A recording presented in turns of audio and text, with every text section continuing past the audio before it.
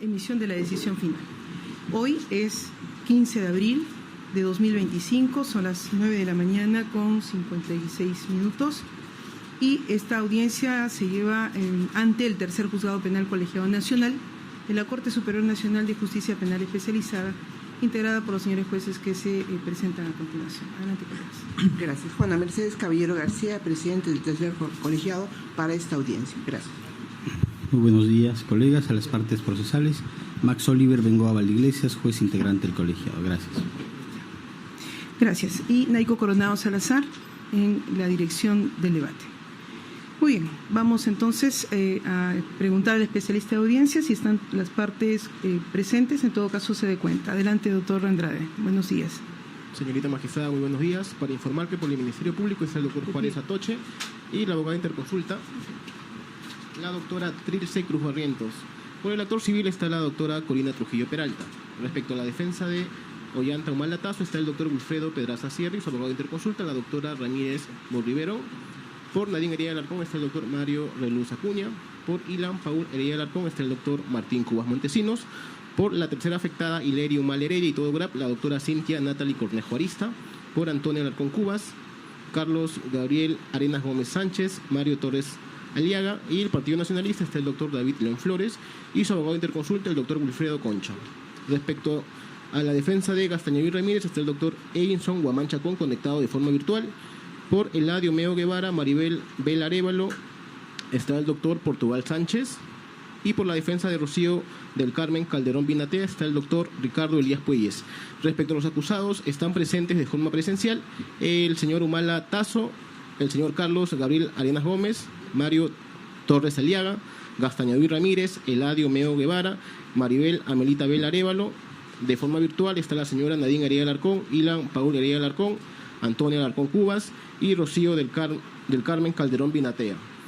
Para dar cuenta del ingreso 15233-2025 presentado por Antonio Alarcón Cubas, con sumilla solicito asistencia de manera virtual. Eso es todo.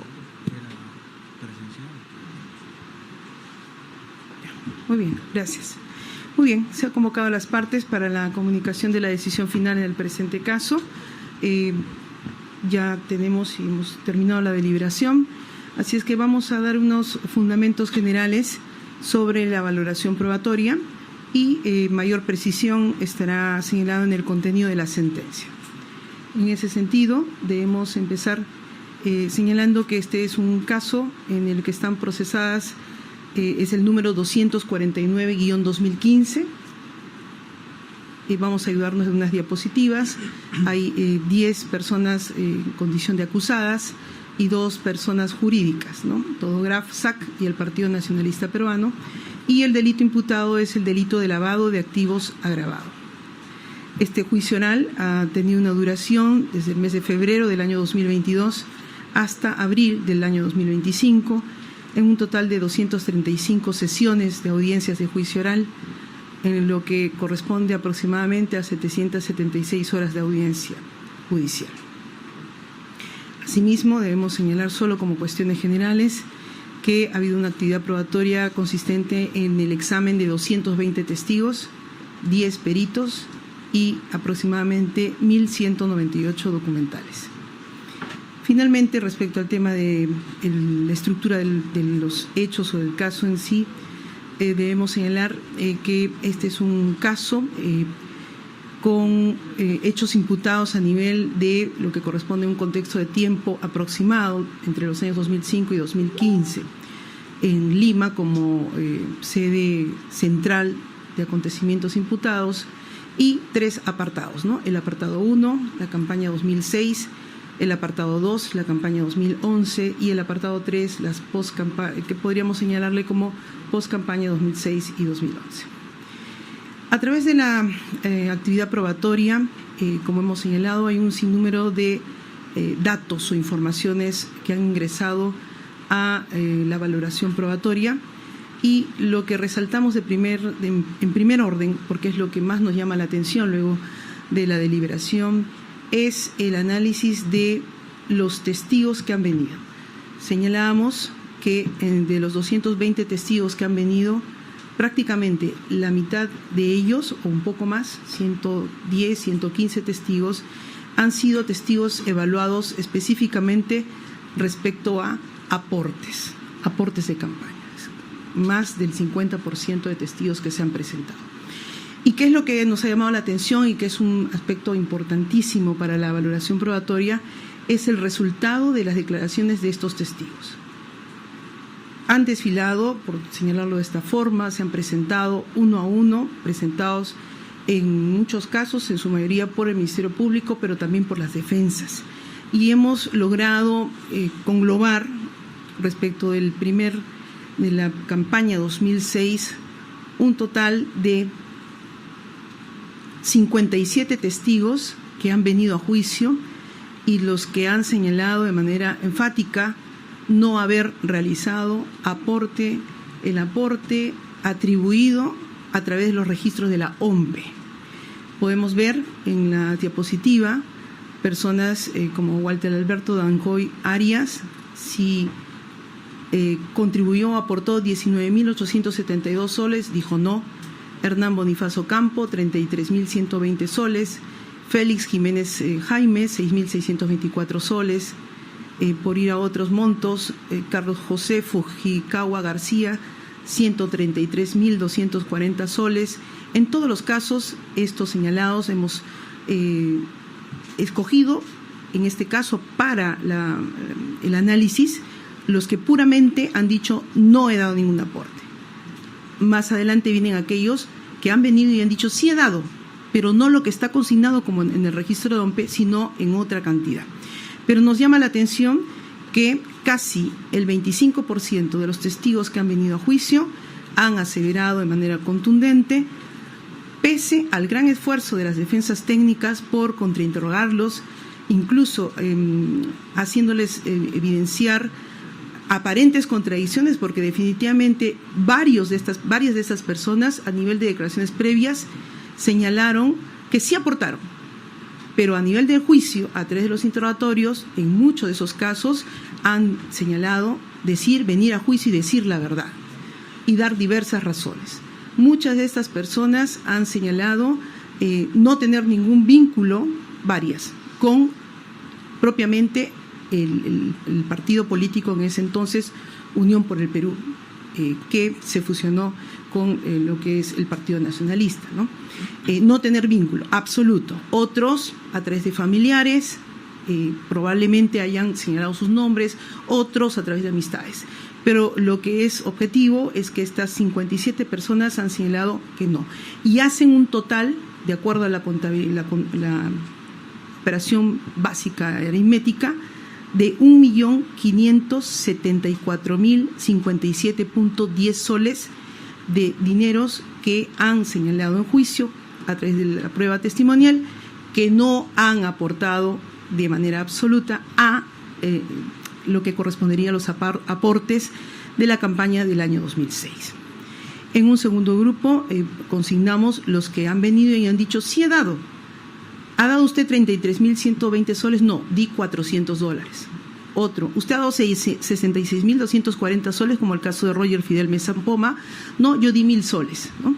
Y ahí vemos en las diapositivas, por ejemplo, la señora Carmen Katiuska Velarde Humala, 6.560 soles, dijo no, que dio $500. Es decir, no solamente respecto a lo que han dado en sí, sino nos ha bastado sus dichos, tanto como han negado, tanto como han dicho, yo he dado a través de tarjetas, yo he dado a través de algún acto proselitista, como unas cenas, todo se ha consignado. Y ese es el reflejo, de manera objetiva. No se ha dejado de lado nada, tanto lo que han señalado como no, como que sí en parte. Y este resultado nos da, por ejemplo, solo a manera referencial, 289.414 soles atribuidos, de los cuales se han reconocido 14.000 soles y 53.050 dólares. En ese sentido, llama nuestra atención a través del tema de la valoración probatoria este panorama. Y si esto lo apreciamos así respecto a lo que serían aportes de campaña para el año 2006, el panorama se agrava en cuanto a monto respecto a la campaña del 2011. Y empezamos de esta manera porque es lo que más llama la atención, y es que el otro 25% del total de los testigos que han venido a juicio apreciamos a través de la campaña 2011 con el Partido Nacionalista Peruano, ya propiamente dicho con su nombre, un total de 55 personas que han venido a juicio y han referido no haber aportado el monto atribuido a través de la OMPE, es decir, lo informado por el Partido Nacionalista Peruano a las autoridades como el OMPE de cuál es el fundamento de sus ingresos, parte de ellos, porque obviamente hay una serie de ítems como temas de publicidad y otros más que no hemos ingresado a hacer una cuantificación, porque tampoco el sentido es hacer una suerte de pericia judicial, ¿no?, propio de los jueces, pero nos ha llamado la atención poderosamente esto. Y en este caso, decíamos, es un tanto diferente porque las cuantías son mayúsculas. Ya no estamos hablando de 6.000, 5.000. Estamos hablando, por ejemplo, Eduardo Bruno Gaudri Montoya. ¿Usted ha aportado 213.290 soles? No. Yuri Cristian Quintana Robles, 202.210 soles? No. Víctor Armando Guaranca Medina, 129.000 soles? No. Y así podemos ir leyendo conforme la diapositiva presentada. Hay montos de 138.500 soles, por ejemplo, Yerxi Gutiérrez Condori o César Augusto Juscamaita Gavilán, 138.500 soles, no. Juan Miguel Ortiz Novoa, 207.750 soles, quien también ha señalado no, entre otros montos, como 138.500 soles de Berta Vigilio Blitas de Collantes o de Luis Iván Salas Rodríguez o de Enrique Montenegro Guimaraes, por mencionar los más altos montos, ¿no? Y estas personas, en total, 55 testigos, el otro cuarto de cantidad de testigos han señalado que no, y con una operación matemática nos permite determinar, solamente sumando lo que ellos han referido de manera contundente que no, 4.329.370 soles no reconocidos, ¿no? Y $36.000, que fue el único caso del señor Elmer Aguilar Alba, no reconocidos. Esto nos abre la puerta de la valoración probatoria a través de la pregunta: ¿qué ocurrió acá? ¿Por qué es que el Ministerio Público nos trae a todas estas personas, cerca de 110 o 115 personas de las 220 que se han presentado y han declarado en juicio, con esta información? Y claro, reconocemos el trabajo del Ministerio Público a través de los interrogatorios directos, pero también y sobre todo el trabajo de las defensas con los esfuerzos denodados de hacer evidenciar alguna contradicción respecto a la declaración previa o de dar a entender si es que acaso hay seguridad o tal vez alguna confusión. Y ciertamente esta lista de personas, desde nuestra apreciación de valoración probatoria, han sido contundentes. Muchos de ellos han dicho: no tengo ni para comer y voy a dar 10.000 soles. No doy ningún aporte a nadie y voy a dar a una campaña, etcétera, con diversos fundamentos.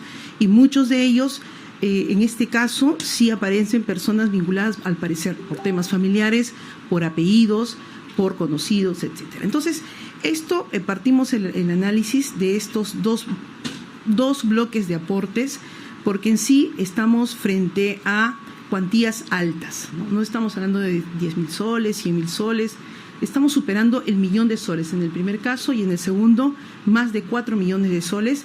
Y contamos, porque también en el análisis están los que sí señalaron que aportaron. En total hay personas que sí señalaron, por ejemplo, Miguel Ángel Chiriboga Rodríguez registra 110.000 soles ante la OMPE, pero cuando se le pregunta él dijo: yo di 100 soles, ¿no? O Juan Francisco Cuevas Sáenz se le atribuye 13.850 soles y él dijo: no, bueno, yo di $5.000. Tal cual han señalado, tal cual se ha considerado, ¿no? Entonces, en total, de lo atribuido de 330.180 soles, hay un reconocimiento solo de 77.500 soles y $35.000.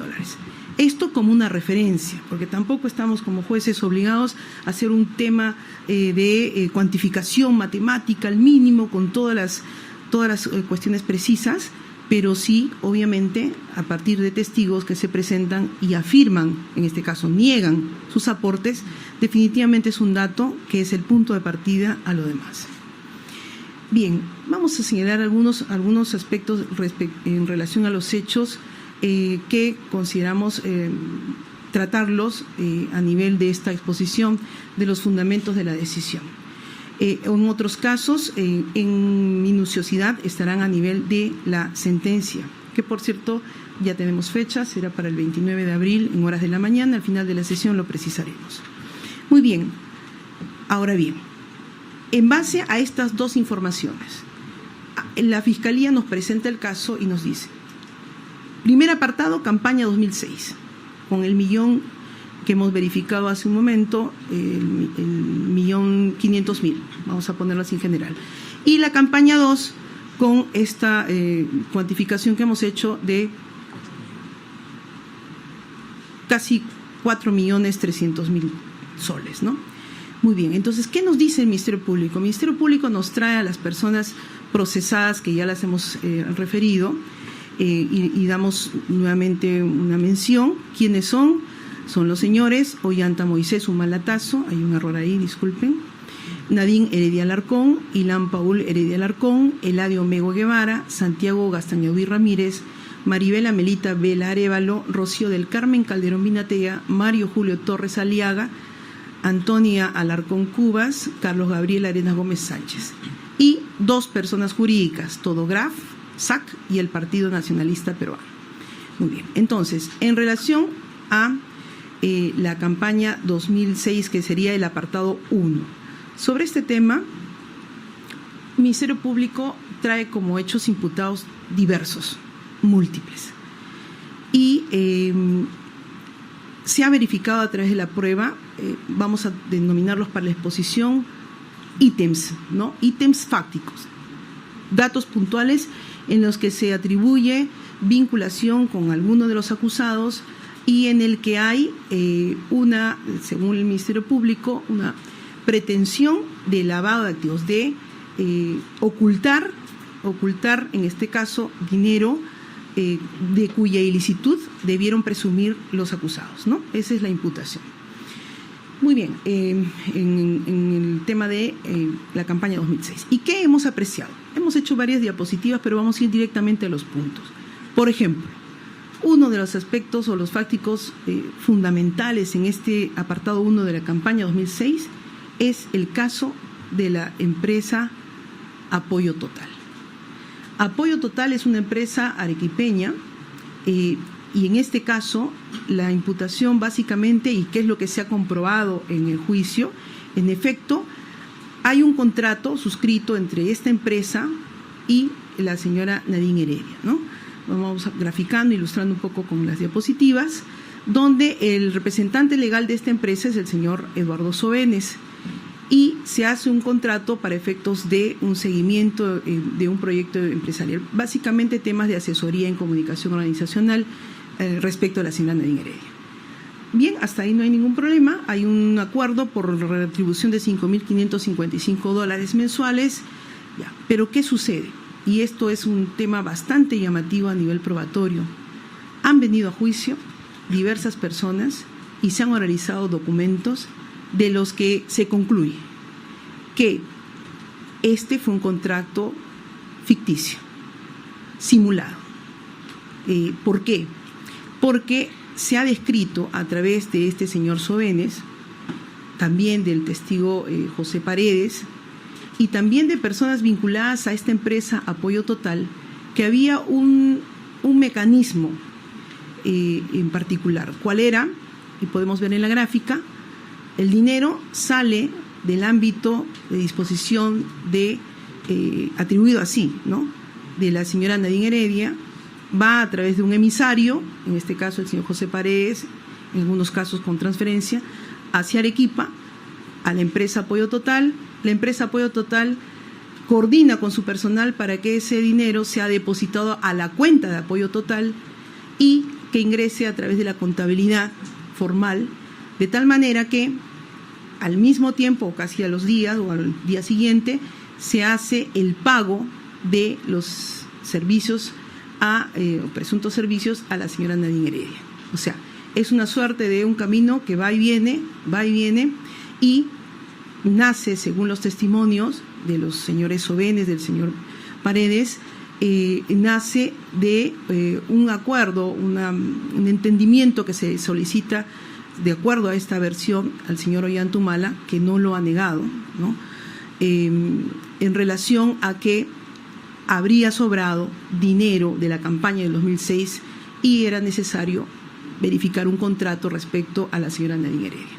Hasta ahí alguien podría decir son dichos, pero lo que hemos verificado son testigos que nos dicen sí, mi jefe, el señor Sobenes, es en el caso de la secretaria, y el señor Paredes venía con un sobre, venía con el dinero, venía con el recibo por honorarios y yo tenía que ir al banco a depositarlo. También el contador de la empresa ha dicho, en efecto, ese era el mecanismo, el asistente contable también, y estas dos personas, ¿no? Entonces, lo que vemos en la diapositiva es lo que ocurría de manera cíclica, mensual, bueno, a veces se pagaban 2 cuotas, iba el dinero, regresaba el dinero, ¿no?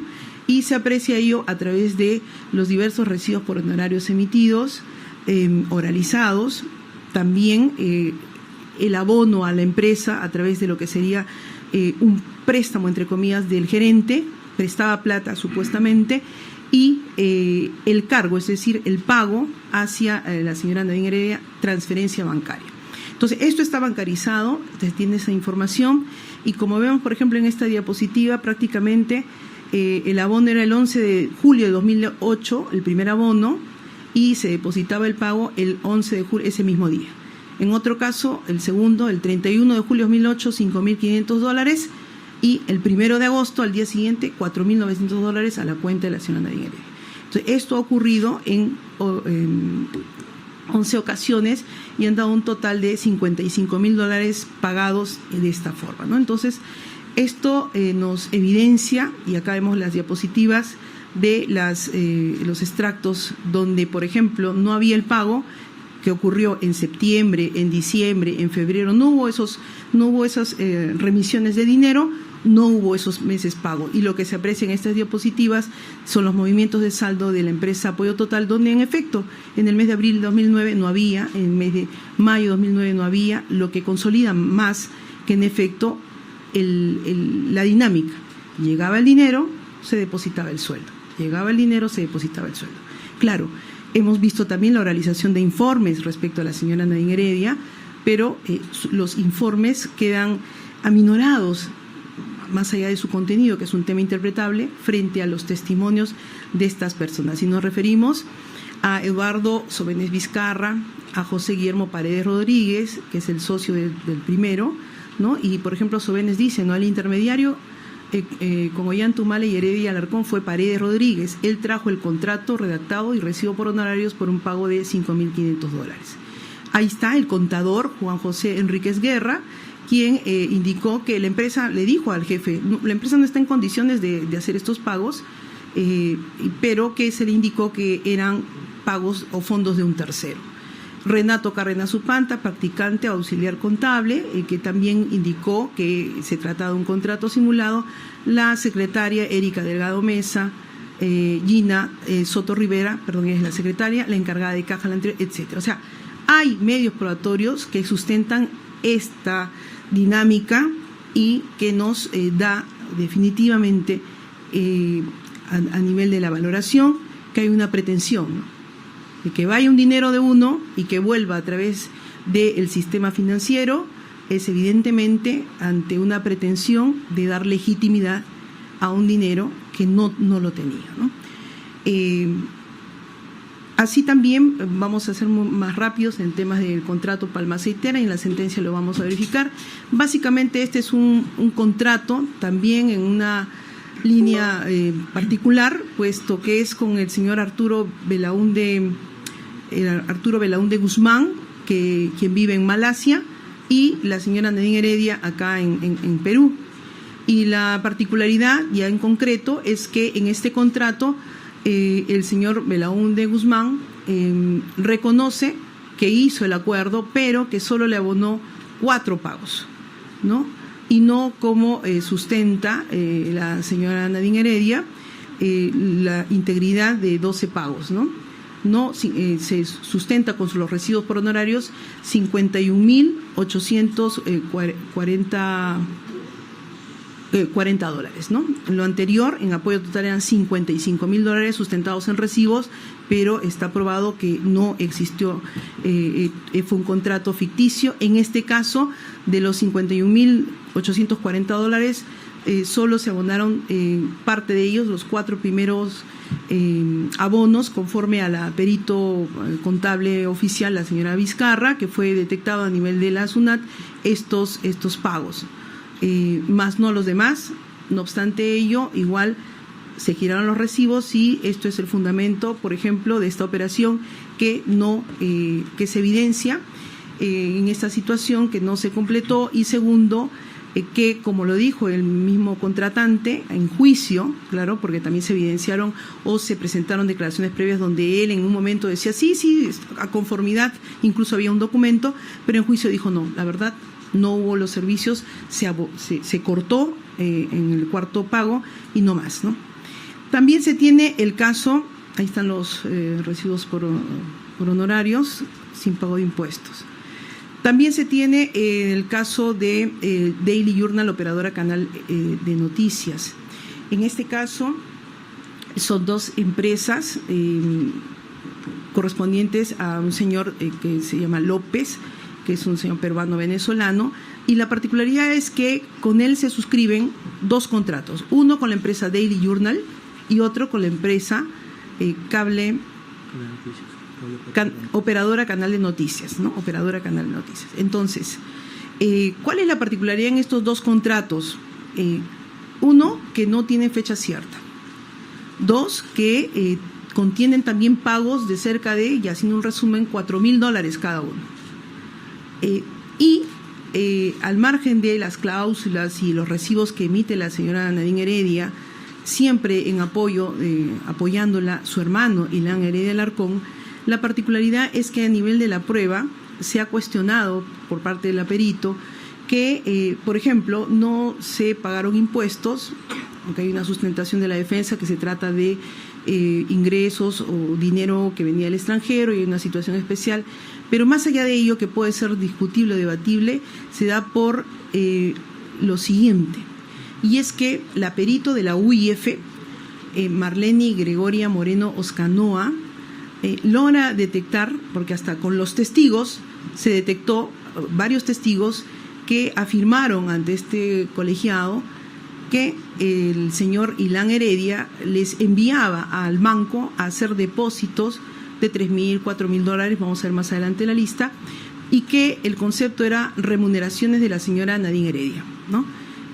La perito Marleni Moreno Oscanoa lo que evidencia es que estos depósitos que iban estas personas iban por remuneraciones de Daily Journal y de operadora canal de noticias, ¿no? Por ejemplo, en la diapositiva, el 17 de octubre de 2007, el señor Lino Bejarano Miranda, que trabajó con el señor Ilan Heredia, lleva un pago, un depósito para recibo 125, cuando el 18 de octubre, al día siguiente, el recibo era 122. Así, este tipo de imprecisiones, que los peritos lo denominan algunas inconsistencias o irregularidades, se dan en algunos casos de los recibos por honorarios emitidos entre los años objeto de proceso. Estamos hablando en este caso 2006, 2007, 2008 respecto a la señora Nadine Heredia, pero lo que llama la atención es la dinámica, es decir, el pago de la remuneración de estas empresas que tenían los contratos con la señora Nadine Heredia no se hacen por las empresas o en todo caso, el dinero por el que se les paga proviene del ámbito de disposición de lo que sería el manejo del señor Ilan Heredia, quien en ese momento era tesorero del partido, en este caso que se presentó a la campaña 2006, UPP, Unión por el Perú, ¿no? Que era su candidato presidencial, el señor Ollanta-Humala-Tazo. Entonces, él les da dinero a estas personas, que son varias, y lo vamos a ver en las diapositivas. Por ejemplo, tenemos a Victoria del Rosario Morales Roch, ¿no? Que Ilan dijo que necesitaba que alguien hiciera un depósito, lo apoyé, me dio el dinero, fui y deposité a una cuenta de la señora Nadine Heredia, fueron $4.000. Solo por poner un ejemplo. Lino Bejarano Miranda me dio para hacer un depósito a su hermana, alrededor de 9 o 10 depósitos de $3,000, $4,000 al banco de crédito. Me dio en Todograph, ¿no?, etcétera. Y María Esther Zúñiga Loaiza, también vinculada al partido, en este caso, postulante de campaña presidencial 2006, señaló que tuvo encargos de Ilan Heredia, depósitos a la cuenta de la señora Nadine Heredia, y en su declaración previa alude a montos de 4.000, 3.500, 3.700. En la pericia, en la de UIF, aparecen no solamente de ellos, sino también incluso del señor Ilan Heredia, ¿no? Entonces, esto es llamativo. Otro mecanismo por el cual dinero en disposición de las personas ajenas al contrato depositan la remuneración a la señora Nadine Heredia por parte de empresas terceras, ¿no? Es otro ejemplo y otro hecho imputado por el Ministerio Público que está también sostenido. Vamos avanzando con las diapositivas porque es múltiples, pero nos vamos más en forma sintética. Respaldan esta tesis los testigos mencionados, la perito Vizcarra y los contratos, ¿no? Otro de los datos en el contexto de la campaña 2011, que es el más extenso, a diferencia del 2006, es el tema de Caizamac. Caizamac es una empresa de origen o de residencia venezolana que finalmente, como conclusión probatoria, ¿qué hemos verificado? Que los peritos de la UIF, en este caso, hacen un seguimiento y verifican que esta empresa Caizamac, desde Estados Unidos, del Banco de New York, Citibank, transfieren dineros tanto a la cuenta de la señora Antonia Alarcón como a la cuenta de la señora Rocío Calderón, ¿no? Estamos hablando más o menos de $67,000 respecto a la señora Antonia Alarcón y de $18,000 aproximadamente respecto a la señora Calderón. Muy bien, hasta ahí diría, bueno, ¿y qué de interés o relevancia tendría esto? Lo relevante es que la UIF hace la trazabilidad, el seguimiento y detecta que estos dineros que llegan en partes, y lo vemos a continuación en esas fechas que estamos apreciando, en el caso de la señora Alarcón y de la señora Rocío Calderón, no se quedan en las cuentas, sino que son retiradas y son depositadas a la cuenta del BCP de Terminal 88 de la señora Nadine Heredia Alarcón. Nuevamente en escena una operación acreditada y probada de manera contundente respecto a esta trazabilidad del dinero. Por supuesto, no fue objeto de desacreditación la perito de UIF, que se extendió en un análisis de diversos temas, pero esto, por ejemplo, también parte de la imputación del Ministerio Público está aprobado, ¿no?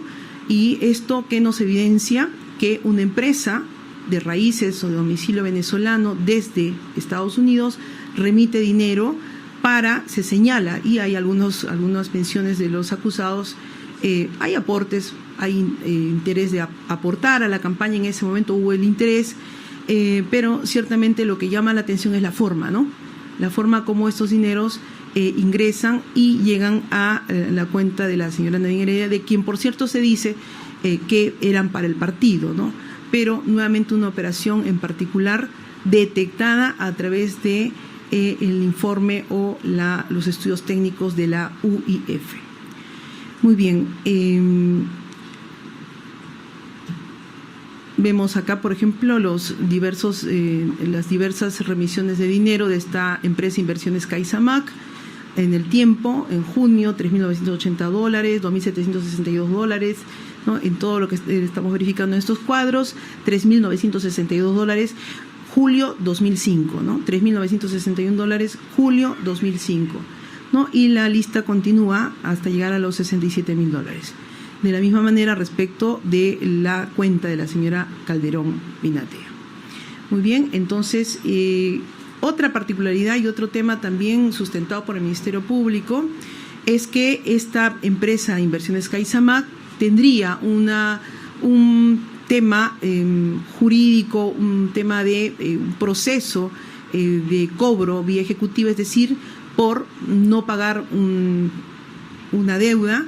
Tuvo un proceso a nivel de la justicia de Venezuela y se nos presentó en efecto esta referencia y el mensaje fue, ¿no?, a nivel probatorio, cómo es que esta empresa en el contexto, la sentencia fue del año 2006, o la referencia, en un contexto temporal,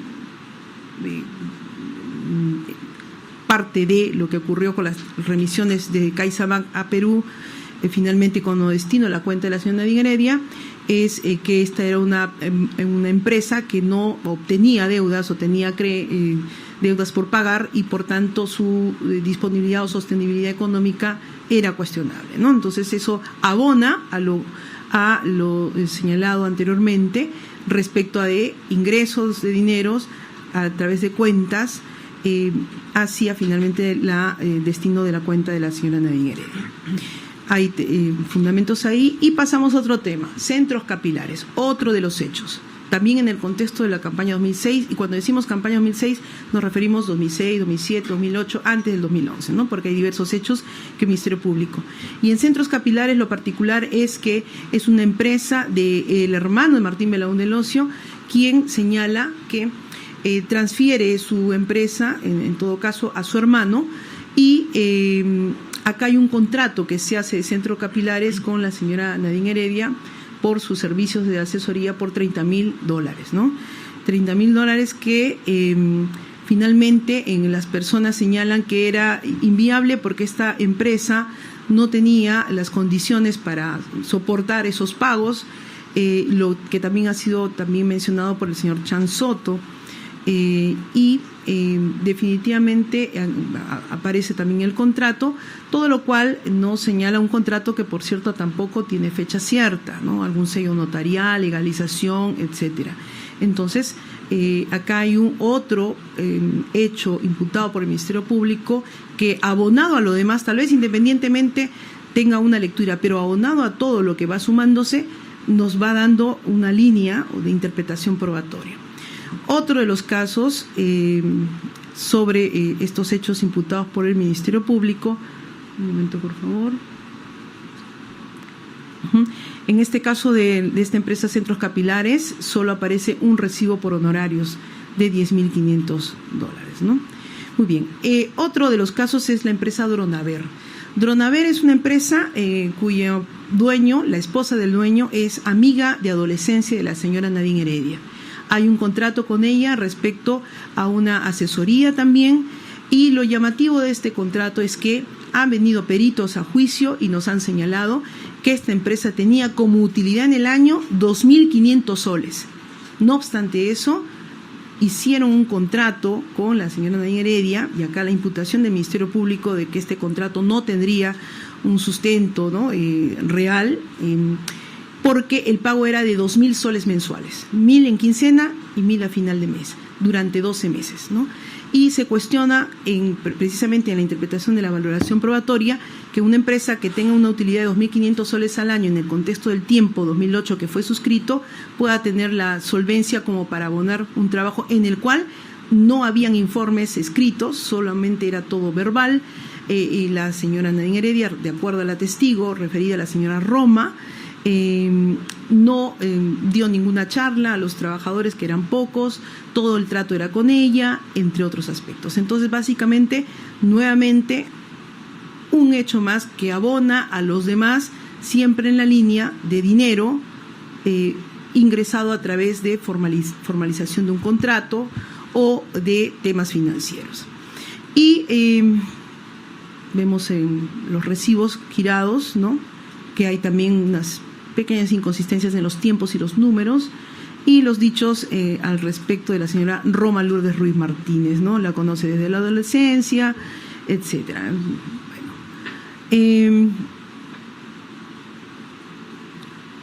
Bueno, el dicho de la señora Nadine Heredia a través de la declaración previa, que eran pagos en efectivo y no han sido depositados al banco porque eran 1.000 soles, es lo que ha referido, ¿no?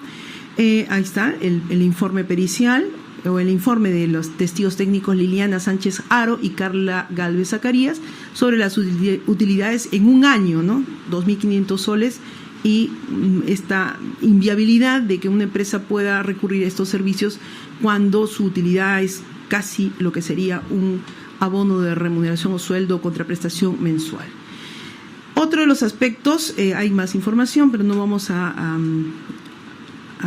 ingresar, es el caso de las antenas, otro de los hechos en el marco de la campaña 2006. Hay unas licitaciones a nivel del país donde el Ministerio de Transportes y Comunicaciones licita a través de concursos públicos para que se puedan obtener licencias para señales de transmisión televisiva, ¿no? Le hemos puesto el tema antenas. En este caso, el señor Martín Belaúnde alude que era interés de la señora Nadine Heredia y el señor Ollantumala poder acceder a ese tipo de señales televisivas, y hay una suerte de coordinación con personas que puedan acceder. Finalmente, en este tema se logra postular a Chiclayo y Caipún.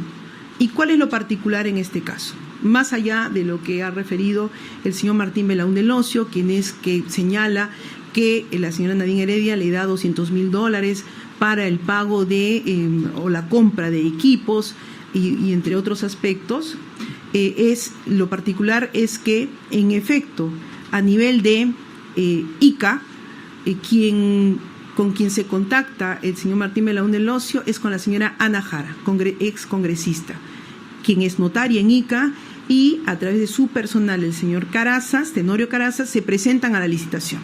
O sea, todo lo que dice el señor Belaúnde Locio respecto a este tema tiene su concordancia, porque en efecto hay una presentación, hay el proceso de licitación, presenta la postulación en ICA, el trabajador de la señora Ana Jara vinculada al Partido Nacionalista, y finalmente no ganan. Pero lo peculiar es respecto a Puno. ¿Qué pasó?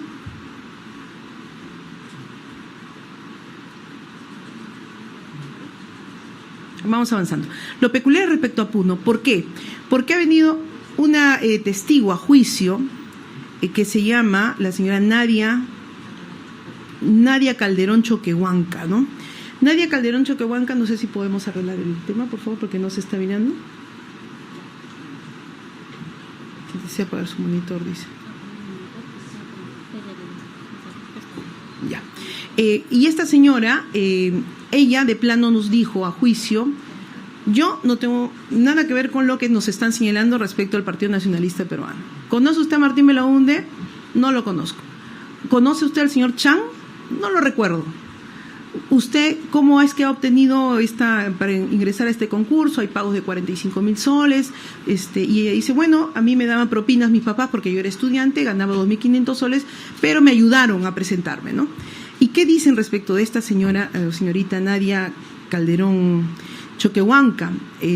Tanto el señor Martín Belaúnde como el señor Chang indican que a ella la contactan para que pueda presentarse, le dan el dinero para, una vez que se obtiene la licitación, un valor de 45.000 soles, y finalmente ella obtiene esta señal de televisión vinculada a lo que correspondería a estas personas vinculadas al Partido Nacionalista, ¿no? En este caso, Martín Belaúnde, y detrás de él los directivos del partido. Y pese a que ella niega todo ello, el Ministerio Público oraliza un documento que es relevante. Un documento del 2009, ya no del 2006, sino del 2009, donde esta señora le otorga poder al señor Chang, ¿no? Para que reclame el 10% del porcentaje de estos 45.000 soles, que supuestamente ella los habría dado. Pero esto cierra el círculo en el sentido de determinar que, en efecto, lo dicho por el señor Chang y el señor Martín Belaúnde respecto a esta conexión, a esta llegada y esta vinculación con esta persona, tiene consistencia, porque pese a la negativa, al no recordar de la citada, en efecto tiene vinculación con este señor Chang, ¿no?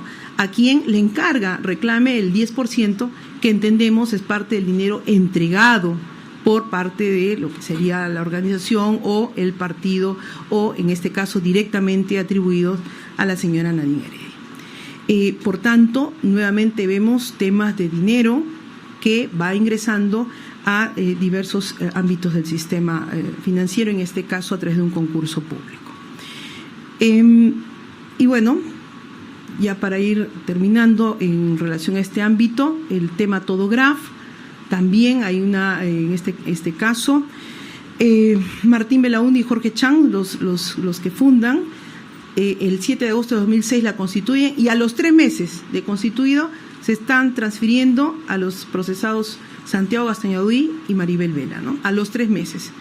Y se imputa por parte del Ministerio Público un tema de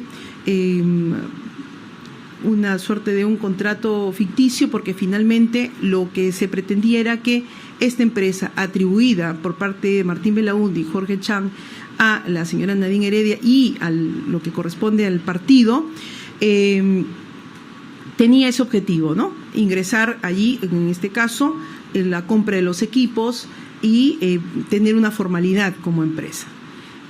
Sobre este punto, para nosotros es claro porque, por ejemplo, vienen a juicio o la empresa Todograf, los peritos, hay un perito que señala, esta empresa Todograf tiene 0, hay tiempos o temporadas en que tiene 0 compras, pero tiene ventas. Y eso es un tema no regular, ¿no? Entonces tendría que haber compras y ventas, pero no, hay periodos en que tiene 0 compras, no se compró nada, pero tiene ventas. Y otro elemento probatorio, porque nos basamos en el objetivo, ¿no? Y es que hay un documento señalado por una empresa, la empresa Golf, nos parece, donde le preguntan, porque se le señala que esta empresa Todograf le da servicios a esta empresa Golf, y la empresa Golf responde y dice, no, pero estos no ha prestado los servicios, no, ninguno, y no reconoce los servicios prestados, ¿no? A través de un documento remitido por, cheques de gerencia para Todograf. Estos cheques en su emisión, ordinante Corporación El Golf, y el escrito presentado por el contador de Corporación El Golf, donde señalan que se han revisado sus sistemas y no se ha hallado información alguna respecto a que esa empresa haya sido Todograf proveedora de la Corporación El Golf. Entonces, nuevamente, este dato o este hecho, que además, y por cierto, ahí entra una de las libretas tornasolada atribuidas a la señora Nadine Heredia, en el que aparece una mención ILAN 6/03/10 Todograf menos 6.000, ¿no? Entonces, una referencia, no podemos darle una lectura mayor, pero hay una referencia que nuevamente nos ubica en el tema de la consistencia, más allá de algunas pequeñas imprecisiones que pueden haber en los dichos o en el dicho del señor Belaúnde Locio. Lo cierto es que en estos hechos que estamos verificando hay corroboración con documentos, con testimonios, y en este caso hacemos un paréntesis en relación a la libreta tornasolada, que conjuntamente con otras 3 libretas o agendas, denominadas así las agendas, que han planteado en su momento como prueba prohibida a nivel de juzgamiento de este juicio y que hemos señalado que el pronunciamiento será en sentencia, pues indicamos que sobre este tema se ha planteado que han sido objeto de una sustracción o robo de las mismas y por tanto sería prueba prohibida. Sobre este tópico no hay la sustentación en relación a un efectivo robo, hurto de las mismas, tanto más si hay un procedimiento fiscal que ha sido archivado, y en relación a haberse afectado el derecho a la intimidad en cuanto a los documentos privados. Esto también, esta temática bastante interesante, baja sus niveles de derecho de intimidad o guarnición en temas de intimidad de la persona cuando se verifica a nivel de la prueba que estas agendas no han sido de uso exclusivo de una persona, sino que ha habido accesibilidad en su contenido, incluso a nivel de escritura, de más de una persona, ¿no? Y si a ello le agregamos que la testigo Cintia Montes o la testigo Lady Jiménez afirmaron haber escrito también en las agendas conjuntamente con la señora Nadine Heredia o la señora Verónica Mendoza, entre otras personas, entonces se abre, ¿no? Se abre la posibilidad o se abre esta situación de exclusividad del derecho a la intimidad, como ocurriría en el caso de un diario, ¿no?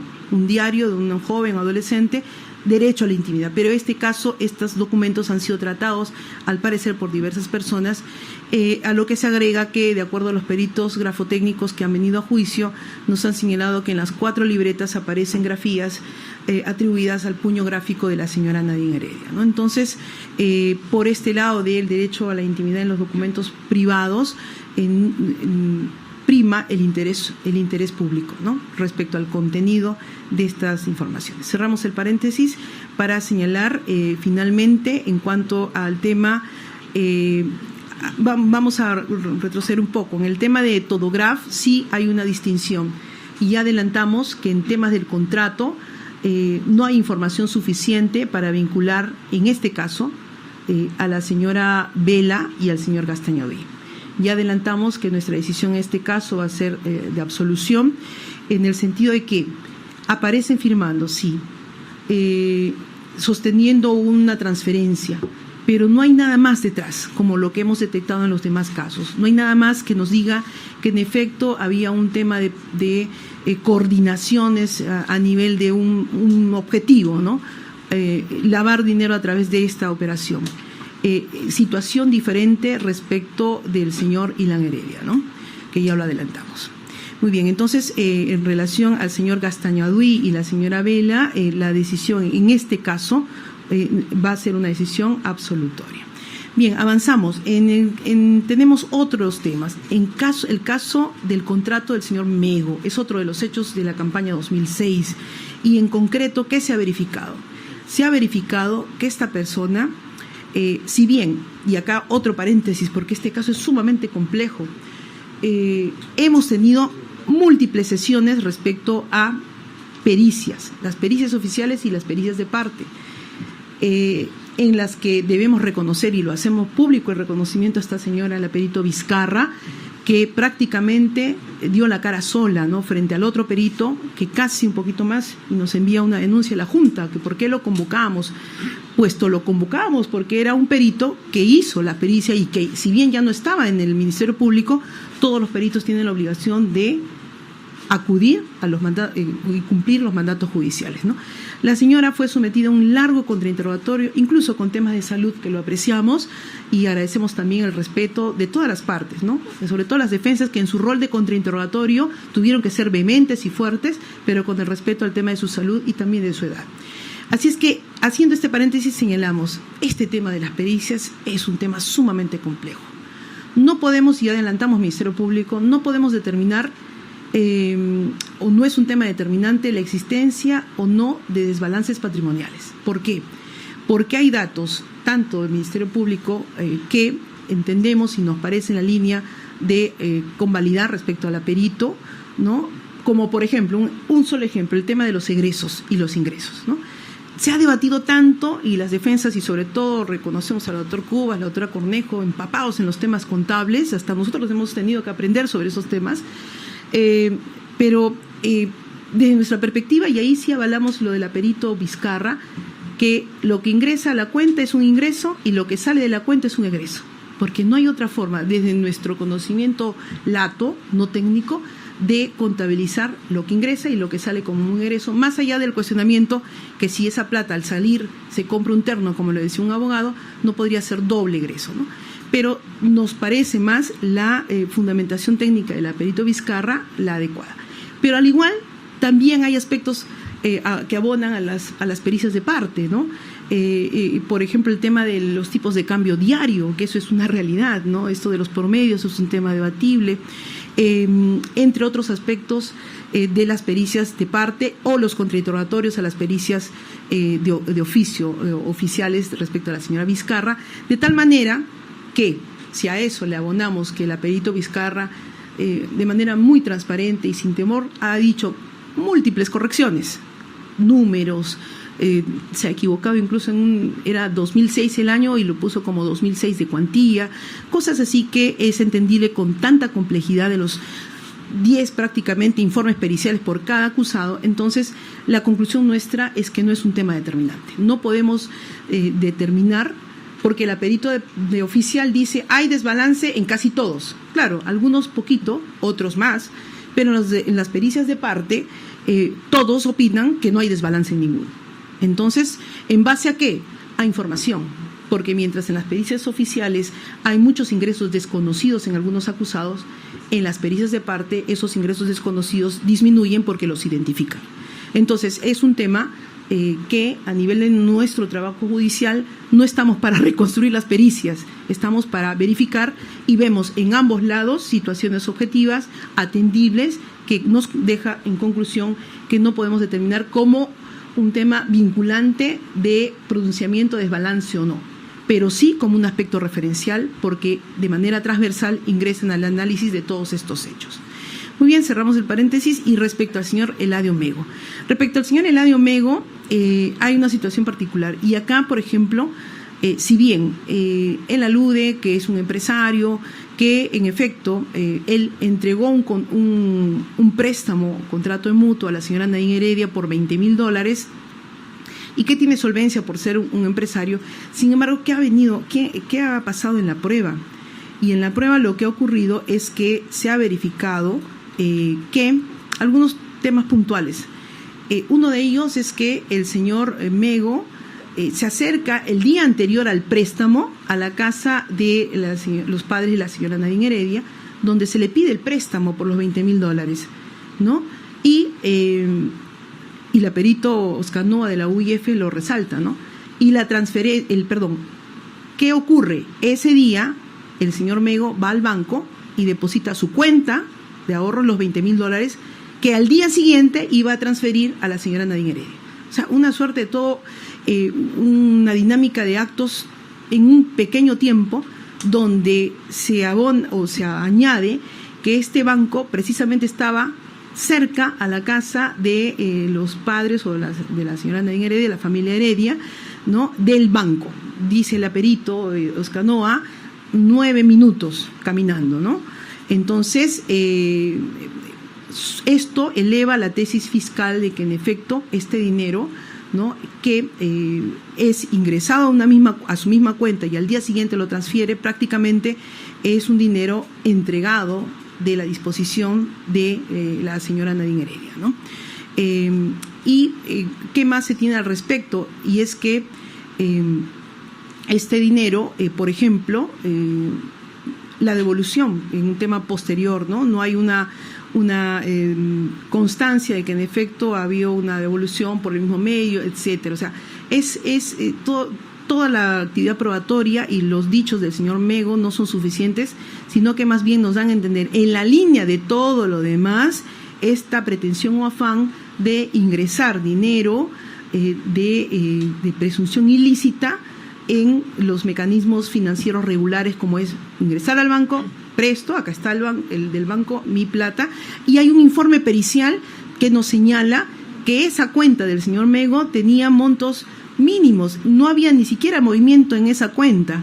Por acá vamos a ubicar los depósitos, eran mínimos, y de pronto aparece este ingreso de $20,000 y consecuente transferencia al día siguiente a la señora Nadine Heredia, ¿no? Entonces, desde nuestra perspectiva probatoria, en efecto, también hay esta sustentación probatoria por parte del Ministerio Público. Y ya para ir cerrando, en el tema de el inmueble relacionado a la señora Calderón Binatea, sobre este aspecto hay algunas precisiones en las agendas, sin embargo, la judicatura en este caso considera no la información suficiente como para sostener una sanción condenatoria o una culpabilidad respecto a la misma. Vamos al apartado campaña 2011. Y ya para ir cerrando, también en el tema del 2006, sí, en relación a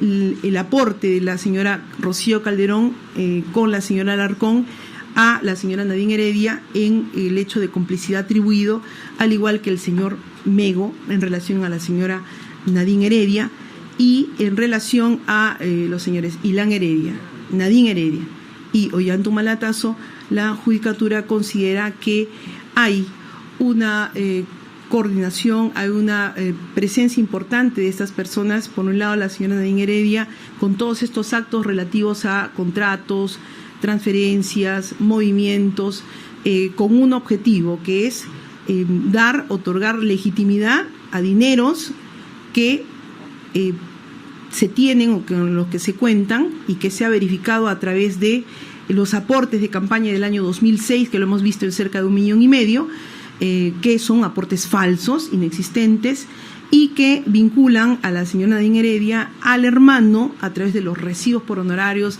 a través de, por ejemplo, en apoyo total, en una participación activa, a través del envío a las diversas personas a depositar a las cuentas de la señora Nadine Heredia por remuneración, entre otros aspectos que también lo vinculan, y al igual que el señor Ollantumala Tasso, en tanto que es él quien personifica la campaña 2011 campaña 2006, hacia lo que correspondía a el acceso a la presidencia de la República, ¿no?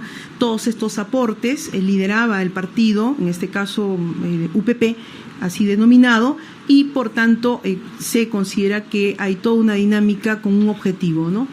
Dar legitimidad a dinero proveniente de una situación de ilicitud. Ahora bien, acá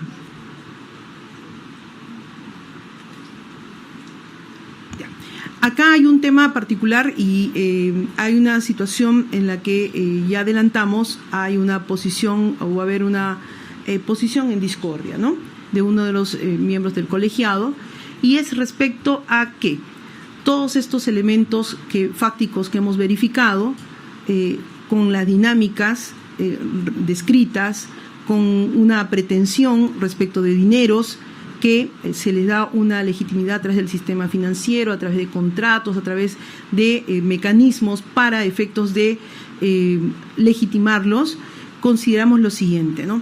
Y eso es una decisión en mayoría, ya lo adelantamos también, en el fallo se verificará, la doctora Caballero y de quién habla respecto de la fuente, ¿no? Es un tema bastante interesante, pero ¿qué es lo que arroja la prueba? La prueba arroja lo siguiente: todos estos hechos que están probados,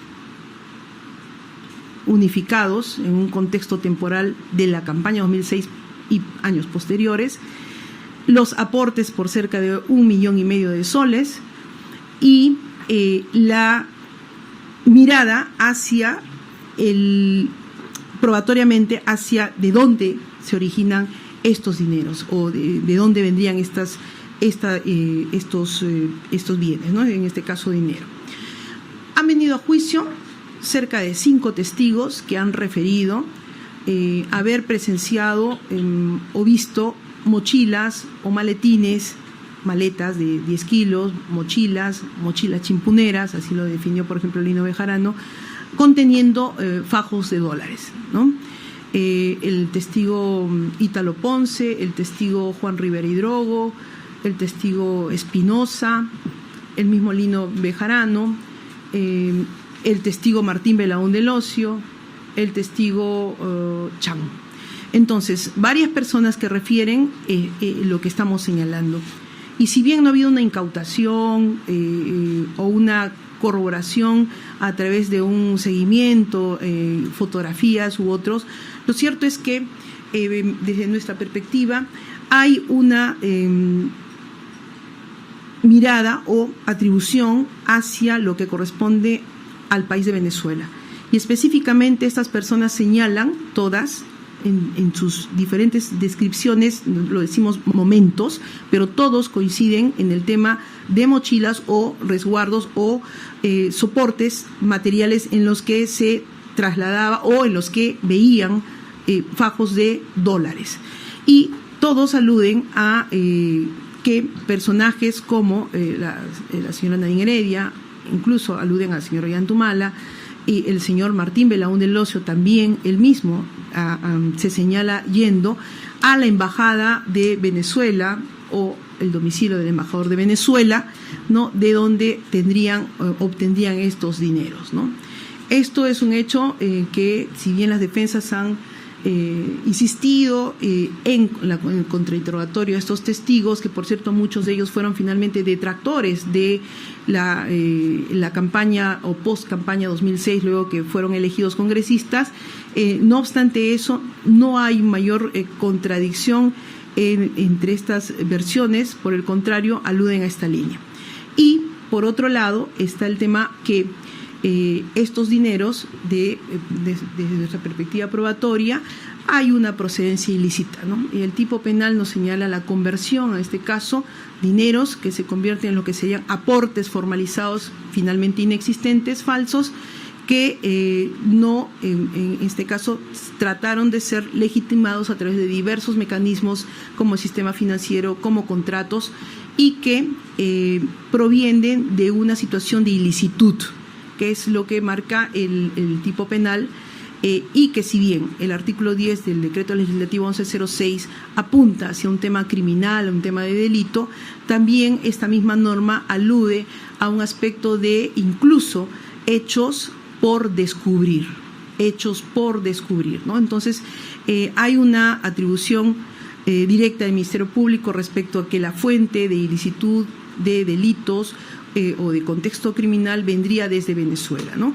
Y si aunamos estas referencias o estos testimonios de dónde vendría el dinero, la aunamos a estos, incluso la empresa Caizamac de origen venezolano, la unimos a los temas vinculados a la institucionalidad del gobierno de Venezuela a través de lo que señala el Ministerio Público, la cabeza en ese contexto temporal, que por cierto tenía un ámbito de enfrentamiento en ese momento o cierta introducción en opiniones respecto a lo que acontecía en campaña del año 2006, ciertamente, y sobre todo en la discusión, el debate por el tema de la no fuente lícita. O sea, si esto vendría en efecto de situaciones lícitas, tendría que ser formalizado, ¿no? Entonces, todo lo subrepticio, todo aquello que se intenta dar legitimidad, todo aquello que se intenta lavar, los que hemos descrito en los hechos determinados, son hechos típicos y característicos de lavados de activos, ¿no? Independientes, que forjan desde nuestra perspectiva una procedencia de ilícito a nivel de lo que atribuye el Ministerio Público país Venezuela. Mayor precisión no podríamos señalar porque no se ha dado qué tipo de delito, qué personas, en qué contexto específico, ¿no? Cómo en todo caso no es una exigencia desde nuestra perspectiva en relación a ello. Tomando en cuenta un dato importantísimo, que este hecho, si bien atribuido por el Ministerio Público como un concurso real de delitos, todavía nos lleva a un segundo hecho, 2011. Y vamos a ver al final, ¿no? Al final una situación similar. Y vamos a entrar ya a campaña 2011. En la campaña 2011 atendemos a lo siguiente. Atendemos a básicamente dineros provenientes del país de Brasil a través de la empresa Odebrecht, ¿no? Respecto a este tema, hay una serie de funcionarios y directivos de la empresa Odebrecht que, si bien, y acá también hacemos otro paréntesis, la justicia brasileña no nos permitió ver en vivo y en directo los testimonios de estas personas, pese a que ya estaba todo el camino allanado para recibir las declaraciones, y hasta en 4 o 5 oportunidades ante la insistencia del juzgado y de las partes para poder propiciar ello, no se dio. No obstante eso, se realizaron las declaraciones testimoniales dadas en el contexto de la investigación fiscal peruana en territorio brasileño con todas las formalidades, y recibimos declaraciones de Marcelo Odebrecht, del directivo Migliaccio, del directivo Mameri, del señor Enrique, el señor Barata, entre otros, se oralizaron en juicio. ¿Y qué es lo que finalmente se obtiene de todos estos dichos? Aunado a lo que ya hemos verificado, los aportes por cerca de 1,5 millones de soles que los registrados como aportantes han negado totalmente haber amonado. ¿Qué nos han dicho estas personas a nivel ya probatorio, para ir cerrando el análisis? Es que en efecto ha habido una transferencia de dinero o hacer llegar desde Brasil a Perú de cerca de 3 millones de dólares, o lo que sería para ellos 4.800.000 reales, ¿no?, de Brasil. Entonces, esto lo han referido en juicio, sobre todo ¿quién? Marcelo Bahía Odebrecht, quien a nivel de de la lectura de su declaración, que por cierto no solamente fue una lectura del Ministerio Público y de las Defensas, sino que pudimos escuchar en algunos de estos testimonios los audios de estas personas en los casos que hablaban español, como el señor Barata, ¿no? Y otro. En todo caso, estas personas han referido que había la disposición de la entrega hacia la campaña del año 2011 y han atribuido a las iniciales OH al señor Ollanta Humala. Así, por ejemplo, vemos en pantalla la declaración del señor Marcelo Bayó Odebrecht en varios aspectos y el reconocimiento sobre todo de los recursos no contabilizados. Esto es, estas personas en su conjunto, uno más que otro, nos han referido la forma como operaba la empresa Odebrecht a través del Departamento de Operaciones Estructuradas, donde aparte de lo que sería la caja 1, que es la correspondiente al sistema contable financiero de la empresa, había una segunda caja, la caja 2, que era el fundamento o el mecanismo, de dineros provenientes de actos ilícitos ligados, y también esto por un hecho notorio, a temas de corrupción, ¿no? A través de esta empresa. Entonces, acá hay esta presencia de los funcionarios de Odebrecht que han referido eso, el traslado de dinero a Perú, precisamente al apoyo de la campaña del señor Ollanta Humala en el año 2011, ¿no? Por ejemplo, Marcelo Odebrecht decía, el origen, para las campañas electorales, dice, el origen no fue ese, sino poder hacer varios pagos no contabilizados, pero en gran parte terminó siendo para pagar, hacer donaciones de caja 2, contabilidad paralela.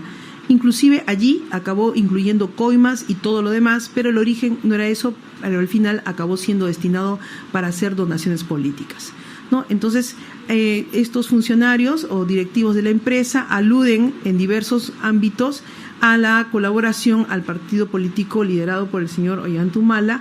Por ejemplo, Luis Antonio Mameri, que es el que representaba a la empresa a nivel latinoamericano, él señala que el señor Odebrecht le dijo que había que hacer este aporte y él afirma, o en todo caso su declaración leída, que él autorizó, pero que sintió cierta renuencia del señor Jorge Barata, ¿no? Porque decía Barata, y también lo hemos escuchado, no era pues un tema de apoyo a una candidatura que no tenía más bien el respaldo del empresariado en ese momento, era más bien lo contrario, ¿no? Y que no era de la opinión que se abonara un apoyo a esa campaña del 2011 acá en Perú para el señor Ollanta Humala. Sin embargo, refieren estas personas, tanto el señor Mameri, el señor Odebrecht, como el señor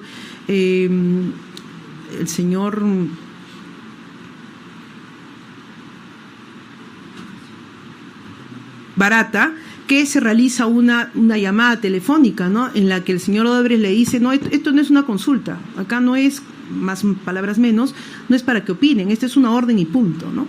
Y había que cumplirse la orden, y con la reticencia del señor Barata, él lo afirma, tuvo que cumplir. Y el señor Barata es prácticamente quien alude a que han entregado recursos para el señor Ollanta Humala, precisamente o específicamente a través de la señora Nadine Heredia, ¿no? Y lo han hecho por orden del señor Marcelo Odebrecht. Él también refiere que dice, ¿no? Mameri fue a conversar con Marcelo, explicar mi reacción, y después hacen los dos una llamada para mí, y Marcelo, después ya de argumentar, él insiste de que eso no era una opción, era una decisión, y que nosotros teníamos que aportar los 3 millones, ¿no? Ahí está la reticencia que tenía el señor Barata, entre otros aspectos. Acá, por ejemplo, conoce a Valdemir Garreta, desde cuándo laboró para la empresa Odebrecht, y dijo no sé si llegó a trabajar para la empresa Odebrecht haciendo alguna pesquisa o alguna cosa, pero con nosotros lo que trabajó en Perú fue para el tema de la campaña. Al mando de Marcelo hemos hecho los aportes a él y hacía el trabajo de campaña para la señora Nadine Heredia, ¿no? Vinculan entonces, pero no solamente hay dichos, y sobre todo el señor Barata, quien directamente alude a la señora Nadine Heredia y dice, ¿no? Pero el señor Garreta, cuando comenzamos a pagar, en un determinado momento fui llamado por Nadine Heredia, me dijo, ya no pague más en Brasil a Garreta, necesito de los recursos acá en Perú, porque necesito mandar a la gente a viajar a provincia y hacer campañas regionales, y estoy necesitado de recursos acá en Perú, ¿no? Es la referencia del señor Simoes Barata en su declaración previa leída en este juicio. Entre otros, me enviaba cada cuánto tiempo, me avisaba, oiga, tantos, tal día, tal persona va a llegar ahí, te va a entregar los recursos, y ahí llegaba a la oficina una maleta con los recursos y yo iba a entregar a la señora Nadine Heredia. Entre otros aspectos, contribuí con $3 millones. Simoes Barata, recordemos que era el representante de la empresa Odebrecht en el Perú. Y por otro lado, por ejemplo, señala, ¿no? Se pagó todo y dijo, entiendo que sí. O sea, si faltó algo, puede haber faltado cosas muy pequeñas, porque como señor comprenderá, le dice el señor Barata, estaba entregado en maletas de dinero. No las agarraba para poder chequear nota por nota o contar las maletas, pero se sabía que en cada maleta decían, ahí hay 300, hay 320, hay 300, y cogía esta maleta e iba donde la señora Nadine para entregarla, entre otros aspectos, ¿no? Dice el señor Barata, finalmente, hoy sabemos que hay ese departamento de operaciones estructuradas en Odebrecht. En esta época, lo que conocíamos era, en esa época debe ser, lo que conocíamos era que había un señor llamado Hilberto Silva que controlaba los recursos no contabilizados de la empresa, ¿no? Etcétera. Entonces, pero no solamente aparecen los testimonios de los directivos brasileños vinculados a la empresa Odebrecht, ¿no? Y que, por cierto, uno de los testigos nos hizo toda una exposición a través de la lectura de su declaración del mecanismo de este Departamento de Operaciones Estructuradas, a tal punto que lo recordamos clarísimo de la lectura, que entre ellos, entre la operatividad de ellos, no se conocían. La regla era cada uno opera independientemente y no tenía por qué el otro saber. De tal manera que, por ejemplo, quien da la información de los 3 millones acá a través de la lectura de declaraciones previas es el señor Marcelo Odebrecht, ¿no? Y daba la orden, y lo que acontecía en el otro ámbito era respecto, por ejemplo, del señor Mameri, que a su vez daba la orden y no podía entrar a conocer cómo es que se operativizaba, y así sucesivamente, ¿no? Varios estamentos, varias fases, hasta llegar al destinatario final, que por cierto los digamos de alta jerarquía no sabían quién era, pero se contactaba a un tercero que podía, a través de empresas o transferencias a este tercero que no se conocían o era un desconocido, digamos, para el ámbito de los destinatarios, llegar finalmente el dinero, sacar, retirar y hacer entrega en efectivo. Eso lo hemos escuchado de los directivos de la empresa Odebrecht, y a ello le agregamos, y ya para ir terminando, la existencia de... Acá, por ejemplo, dice Migliaccio, ¿no? De mi área no debíamos y no podíamos saber quién era el beneficiario final del pago paralelo del cobro, ¿no? Entonces, diversas declaraciones en relación a esta operatividad. También aparecen, más adelante, tenemos documentos, ¿no? No solamente son los dichos, sino documentos como correos electrónicos, donde se habla de la Posisao italiano, que lo vamos a ver también en documentos vinculados a codinomes, diversos correos donde se habla de la posición programa italiano, programa OH, ¿no? Por acá hay uno incluso donde dice OH al inicio. Bueno, son diversos correos electrónicos en ese contexto de tiempo, y todos señalan campaña NAC 3. Campaña NAC 3, bueno, hasta ahí podría haber el cuestionamiento, bueno, es una campaña NAC, no nos dice mucho, pero ya más adelante vemos documentos de esa campaña NAC 3 donde hace referencia a procesos electorales en Perú, ¿no? Ahorita vamos a ubicar uno de los documentos, ahí está, el que viene, italiano, elección Perú, campaña NAC 3, y así como este documento, otros que sustentan lo que han referido los testigos directivos de la empresa Odebrecht, que han declarado a través de la lectura de sus declaraciones previas en este juicio, ¿no? Y también propiamente seguimos con los documentos, programaciones semanales, y en todos estos que hemos elegido y que están en la sentencia, señala campaña NAC 3, ¿no? Campaña NAC 3, campaña Elección Perú, programa OH, etcétera. Entonces son múltiples.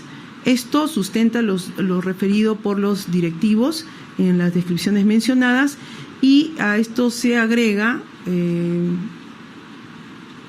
las planillas de programación de pagos de operaciones estructuradas, que han sido también oralizadas por el Ministerio Público en este juicio, donde específicamente, ¿no?, se verifica estos temas de la posición italiana, elección Perú, campaña NAC 2000, campaña NAC 3, ¿no? Ahí vemos en las traducciones.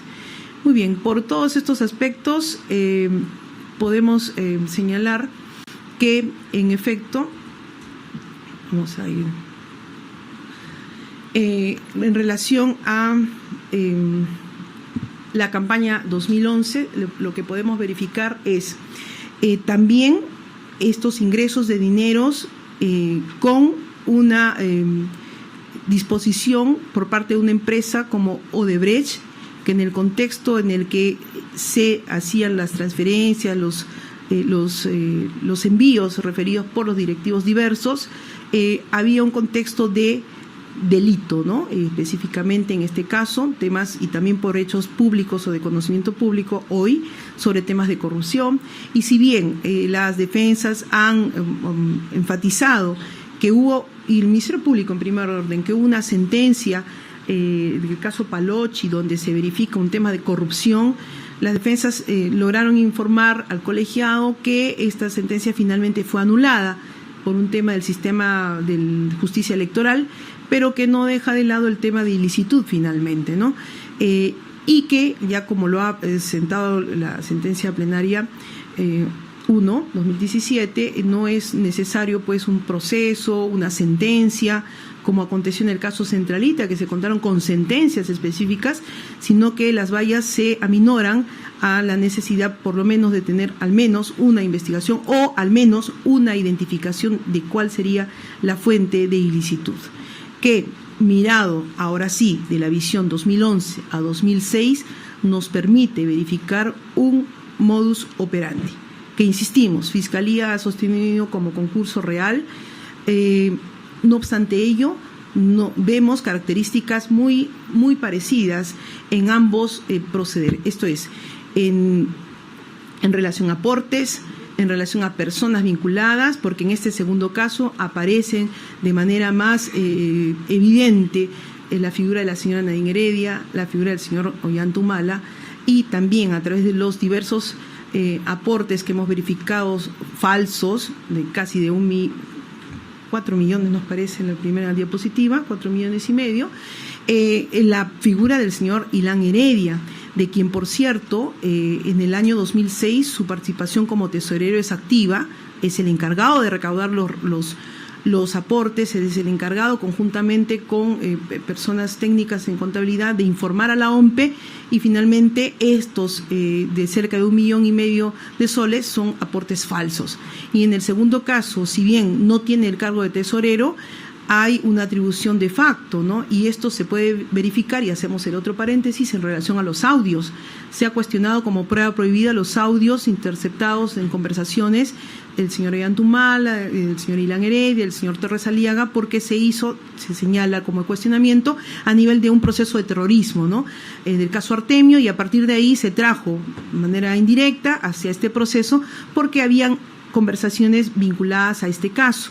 En este punto, al igual que en el caso de las agendas, consideramos que hay contenido de interés público, y a través de estos audios se puede verificar una posición bastante importante del señor Ilan Heredia, pese a no tener el cargo de tesorero, en relación a los manejos del ámbito financiero y económico, conjuntamente con quien él era formalmente el tesorero en este periodo de la campaña 2011, el señor Torres Aliaga, ¿no? En ese sentido, desde nuestra perspectiva y desde nuestro análisis probatorio, hay responsabilidad en los señores Ollantumala, Nadine Heredia Alarcón, el señor Ilan Heredia y el señor Torres Aliaga, de quien, por cierto, su posición ciertamente nos llama la atención. Se le ve que incluso en los audios, de una manera coloquial, una persona con no mayor cuestión de posición de decisión, de injerencia, ¿no? Sin embargo, aparece firmando los informes y los balances conjuntamente con personas que han venido acá a señalar un contador, 2 contadores, uno de ellos ha dicho no es mi firma y aparece mi firma en todo eso con el señor Torres Aliaga, y otro, González me parece, que ha referido en los balances que a él le dijeron firma nomás, rapidito, ayúdanos, ya se nos acaba el plazo, y terminó firmando informes de no solamente ese año, sino de años anteriores, 2010, 2011, 2010. Y él dice, a mí me ha sorprendido, ¿no? Yo no puedo dar fe del contenido. ¿Usted verificó? Nada. Entonces, esto lo vincula al señor Torres Aliaga en relación a esta situación y, por tanto, también ingresa en tema de responsabilidad. Ya para finalizar, en relación a la señora Alarcón y el señor Arenas Gómez Sánchez, de la misma manera en el tema que la señora Rocío Calderón por el apartado 1, hay en efecto adquisiciones de bienes vehiculares, inmuebles, pero no verificamos información más allá de lo objetivo que nos dé una trazabilidad del dinero o de la fuente, más allá de la sola atribución de que hay un dinero ahí, por tanto vendría de la señora Nadine Heredia. No podemos sostener probatoriamente ello, y a eso abona las pericias, pues, ¿no? Las pericias que no son determinantes. En ese sentido, adelantamos ya nuestra decisión de absolución para este caso del señor Arenas Gómez Sánchez y para la señora Alarcón.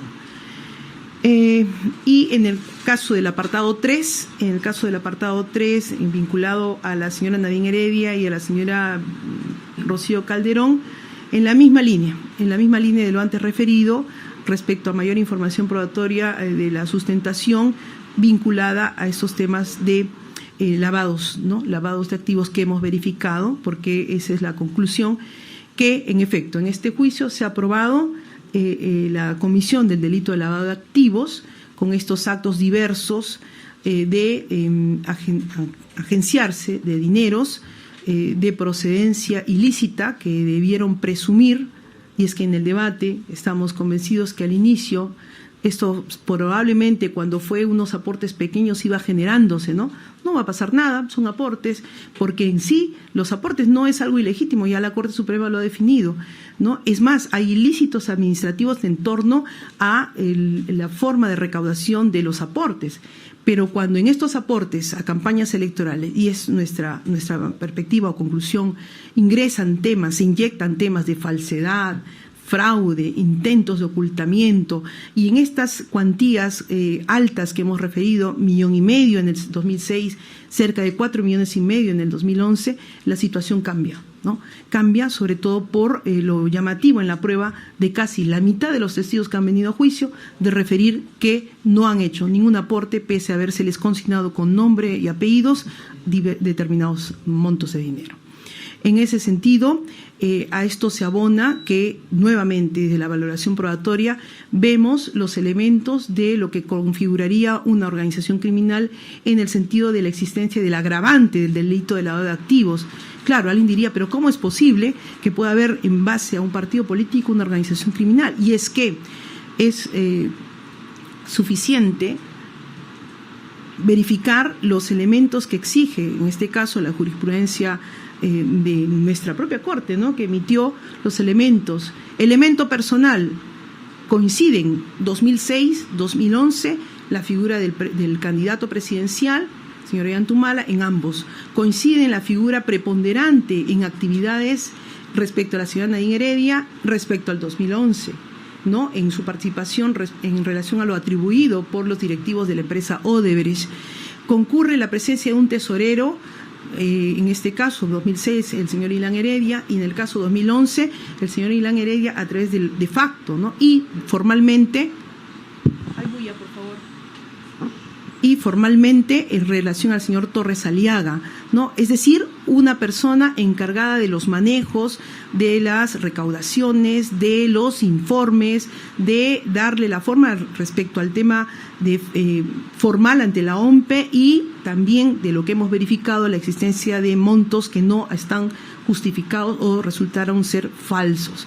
Entonces, ingresan el elemento personal, el elemento temporal. Miren, acá se nos ha señalado un concurso real, entendemos por el corte respecto a una campaña y otra, pero el modus operandi se aprecia en una misma similitud, aportes, contenido de falsedad, movimientos económicos financieros y una particularidad resaltante, y ahí tal vez el tema también del mayor reforzamiento de sustentación en la sentencia que se está trabajando en el sentido de la procedencia extranjera, en ambos casos, procedencia extranjera, Venezuela, Brasil, ¿no? Y estos indicios, porque básicamente la sentencia se basa en prueba indiciaria, sobre todo en el primer hecho, es por los lavados de activos en actos concretos, precisos, probados de manera enfática y clara,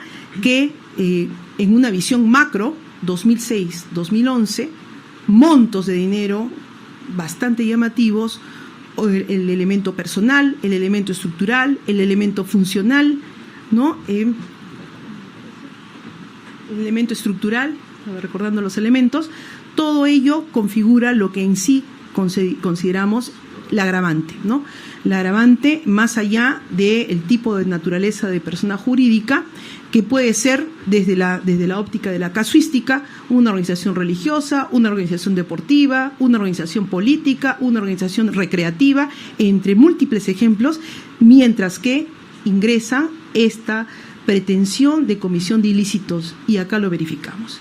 En ese sentido, en el apartado 3 ya señalamos que no, y vamos a verificar o dar lectura al fallo o a la mención de la decisión final, precisando que en el tema de las sanciones penales, porque para nuestra conclusión se ha cometido el delito de lavado de activos agravado. Bueno, en la decisión, la única situación que el doctor Bengoa va a sustentar es en relación al 2006, ¿no? En la conclusión del colegiado, en este caso, es por la comisión del delito de lavado de activos agravado y la responsabilidad penal de los acusados con las precisiones de ámbitos de absolución, ¿no? Y en el tema de las penas, el Ministerio Público ha peticionado diversas penas bastante altas, ¿no? Entendemos por el fundamento del concurso real. No ha habido definitivamente una desvinculación nuestra, no lo íbamos a hacer y no lo hemos hecho respecto a un delito continuado, que también hay características. Nosotros, sopesando el tema de estas consideraciones de los fácticos, de lo que se ha probado y de esta suerte de continuidad, aun cuando hay un corte entre un hecho y otro, y ahí la sustentación del concurso real, en el ponderar el tema de las consecuencias penales en cuanto a las sanciones condenatorias, ¿no? Y en el tema para terminar y leer el fallo, el tema de la pretensión civil, consideramos, sí, el colegiado, en una decisión de imponer un pago de reparación civil a las personas condenadas en el monto de 10 millones de soles. Y no amparar la petición de la actora civil sobre la nulidad de transferencia en relación al bien inmueble de la señorita hija de los señores Humalatazo y la señora Heredia del Arcón, ¿no? Básicamente por el tema de que es un bien que fue adquirido cuando fue soltero, y si bien hubo una transferencia, esta se hizo con antelación a la formalización de la investigación preparatoria y entendiendo los fundamentos de un padre respecto a su prole, ¿no? Nos parece no hay un fundamento como para entender un ánimo doloso de que evitar un pago de una probable reparación civil frente a la prioridad de la prole, ¿no? Del hijo o de los hijos. En ese sentido, vamos a dar lectura al pronunciamiento.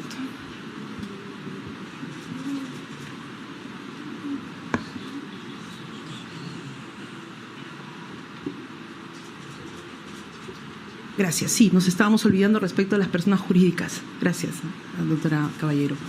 En relación a las personas jurídicas, en la decisión va, respecto a todo GRAF, por todo lo referido, a aceptar o acoger la pretensión del Ministerio Público de disolverla. Disolución. Y en relación al Partido Nacionalista Peruano, ha habido todo un tema de debate bastante interesante respecto a la consecuencia jurídica y considera la judicatura la imposición de una multa de 100 UITs al Partido Nacionalista Peruano por haber sido instrumentalizado y por qué no el tema de el mayor impacto de sanción, porque es un partido político, en primer lugar, que ha nacido, ¿no?, en un contexto político. O sea, no es que hayamos comprobado que nació precisamente por un fin totalmente ilícito. No, es más, han sido partido de gobierno. En ese sentido, creemos que en el camino fueron instrumentalizados, fue la persona jurídica utilizada para todos estos mecanismos que hemos referido, sobre todo el de los aportes, y que no llega al ámbito que sí llega la empresa Todógrafo. El pronunciamiento, que será nuevamente señalado ya con la lectura integral de la sentencia a través de audiencia virtual, que acontecerá el día 29 de abril, martes 29 de abril, en horas de la mañana, estamos más o menos señalando 10 de la mañana, en sesión virtual, es el siguiente. Por las consideraciones antes expuestas, los señores jueces integrantes del Tercer Juzgado Penal Colegiado Nacional de la Corte Superior Nacional de Justicia Penal Especializada, impartiendo justicia a nombre de la Nación, fallamos. Primero, declarar absuelta, primero, por unanimidad, declarar absuelta a Rocío del Carmen Calderón Binatea como presunta autora del delito de lavado de activos agravado en agravio del Estado, disponiéndose la anulación de antecedentes penales, judiciales y administrativos por el delito imputado. Segundo, declarar absueltos de la acusación fiscal en su contra a Santiago Gastañaduy Ramírez y Maribel Amelita Vela Arévalo en la imputación contra los mismos como presuntos cómplices primarios del delito de lavado de activos agravado en agravio del Estado. Tercero, por mayoría de los señores jueces Caballero García y Coronado Salazar, declarar a Ollanta Moisés Humalatazo, Nadine Heredia Alarcón e Ilan Paul Heredia Alarcón, coautores del delito de lavado de activos agravado, tipificado en el artículo 1 y 3, literal B, de la Ley 27.765 en agravio del Estado peruano. Cuarto, declarar a Antonia Alarcón Cubas, Rocío del Carmen Calderón Binatea y Eladio Mego Guevara, cómplices primarios del delito de lavado de activos agravado, tipificado en el artículo 1 y 3, literal B, de la Ley 27.765 en agravio del Estado peruano. Esto en relación al apartado 1.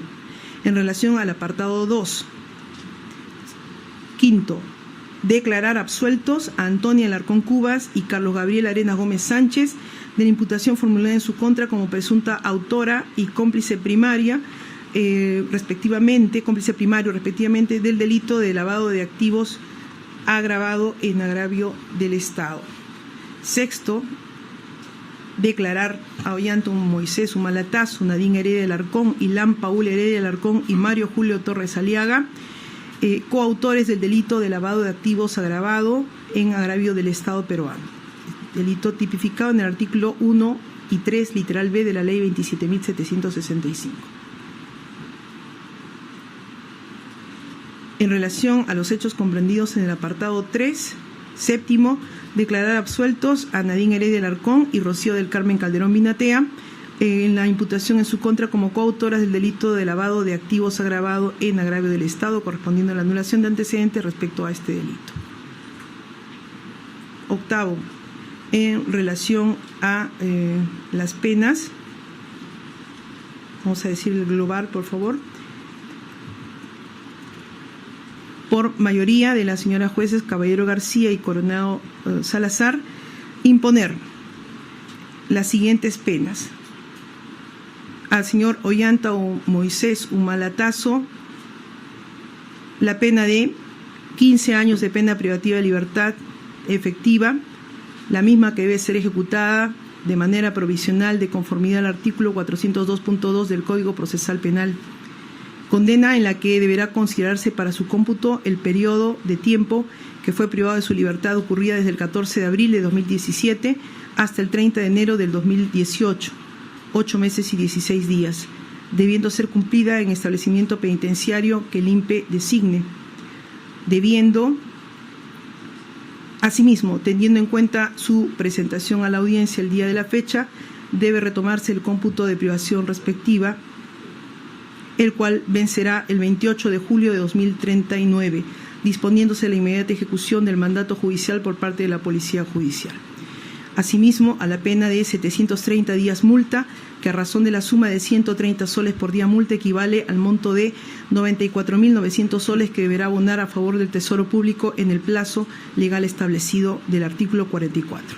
A Nadine Heredia Alarcón, ya casi por unanimidad, la pena conjunta de 15 años de pena privativa de libertad, la misma que debe ser ejecutada de manera provisional, de conformidad al artículo 402.2 del Código Procesal Penal, condena en la que deberá considerarse para su cómputo el periodo de tiempo que fue privada de su libertad, ocurrida desde el 14 de abril de 2017 hasta el 30 de enero del 2018, 8 meses y 16 días, debiendo ser cumplida en establecimiento penitenciario que el INPE designe, disponiéndose la emisión de órdenes de captura en su contra a fin que sea ubicada y puesta a disposición del juzgado para el cumplimiento de la condena impuesta. Y la pena de 730 días multa, que a razón de la suma de 7 soles con 74 céntimos por día multa equivale al monto de 5.418 soles, que deberá abonar a favor del Tesoro Público en el plazo legal establecido en el artículo 44 del Código Penal. A Ilan Paul Heredia Alarcón, la pena de... Un segundo, por favor. 12 años de pena privativa de libertad, la misma que debe ser ejecutada de manera provisional de conformidad al artículo 402.2 del Código Procesal Penal, debiendo ser cumplida en el establecimiento penitenciario que el INPE designe y habiéndose presentado a la audiencia judicial, la sanción penal referida debe ejecutarse desde el día de la fecha, 15 de abril de 2025. No venía. Ya. En este caso, entonces, corregimos, disponiéndose la emisión de las órdenes de captura en su contra a fin que sea ubicado y puesto a disposición del juzgado para el cumplimiento de la condena.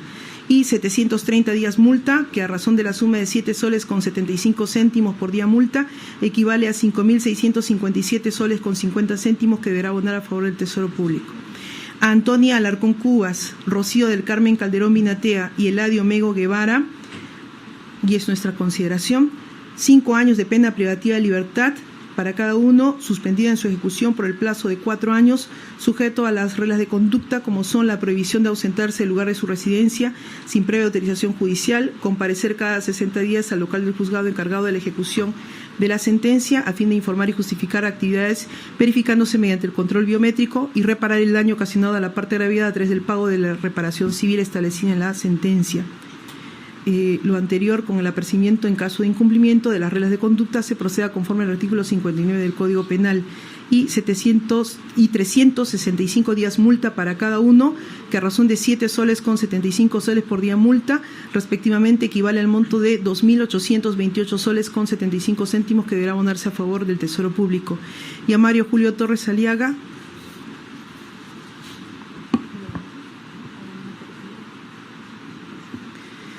la pena de 8 años de privación de libertad, que deberá ser cumplida en un establecimiento penitenciario que el INPE designe. Se ordena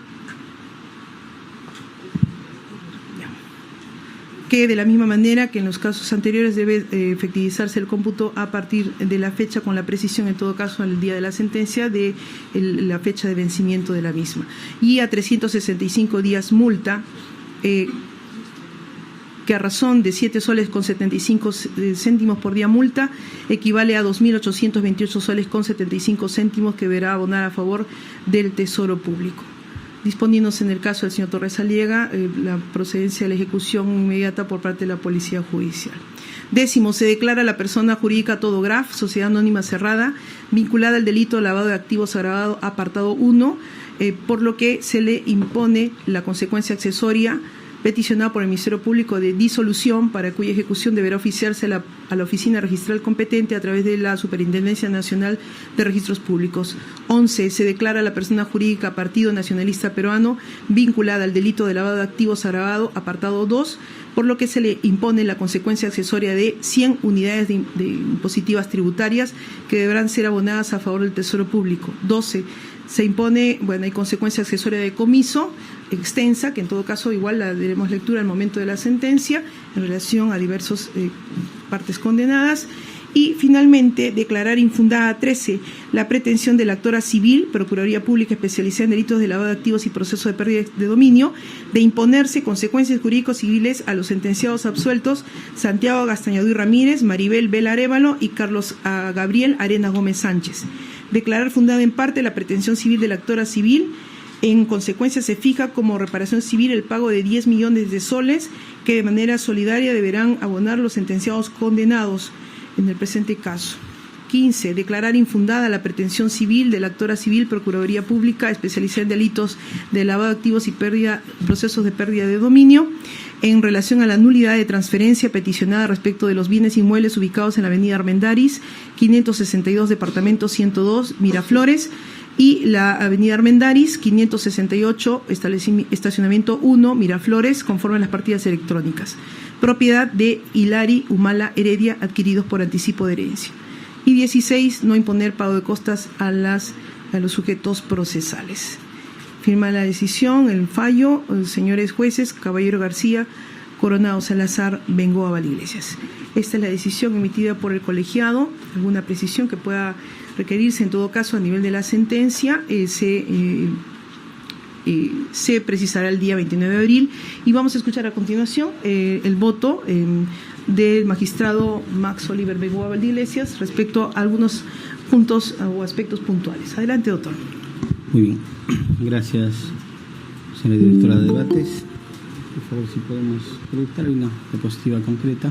Vamos a efectuar el análisis del hecho 1 sobre lavado de activos y estándar probatorio que, a consideración del suscrito, debe tenerse en cuenta. En principio, siempre en respeto y consideración a la decisión emitida por mis colegas integrantes del colegiado.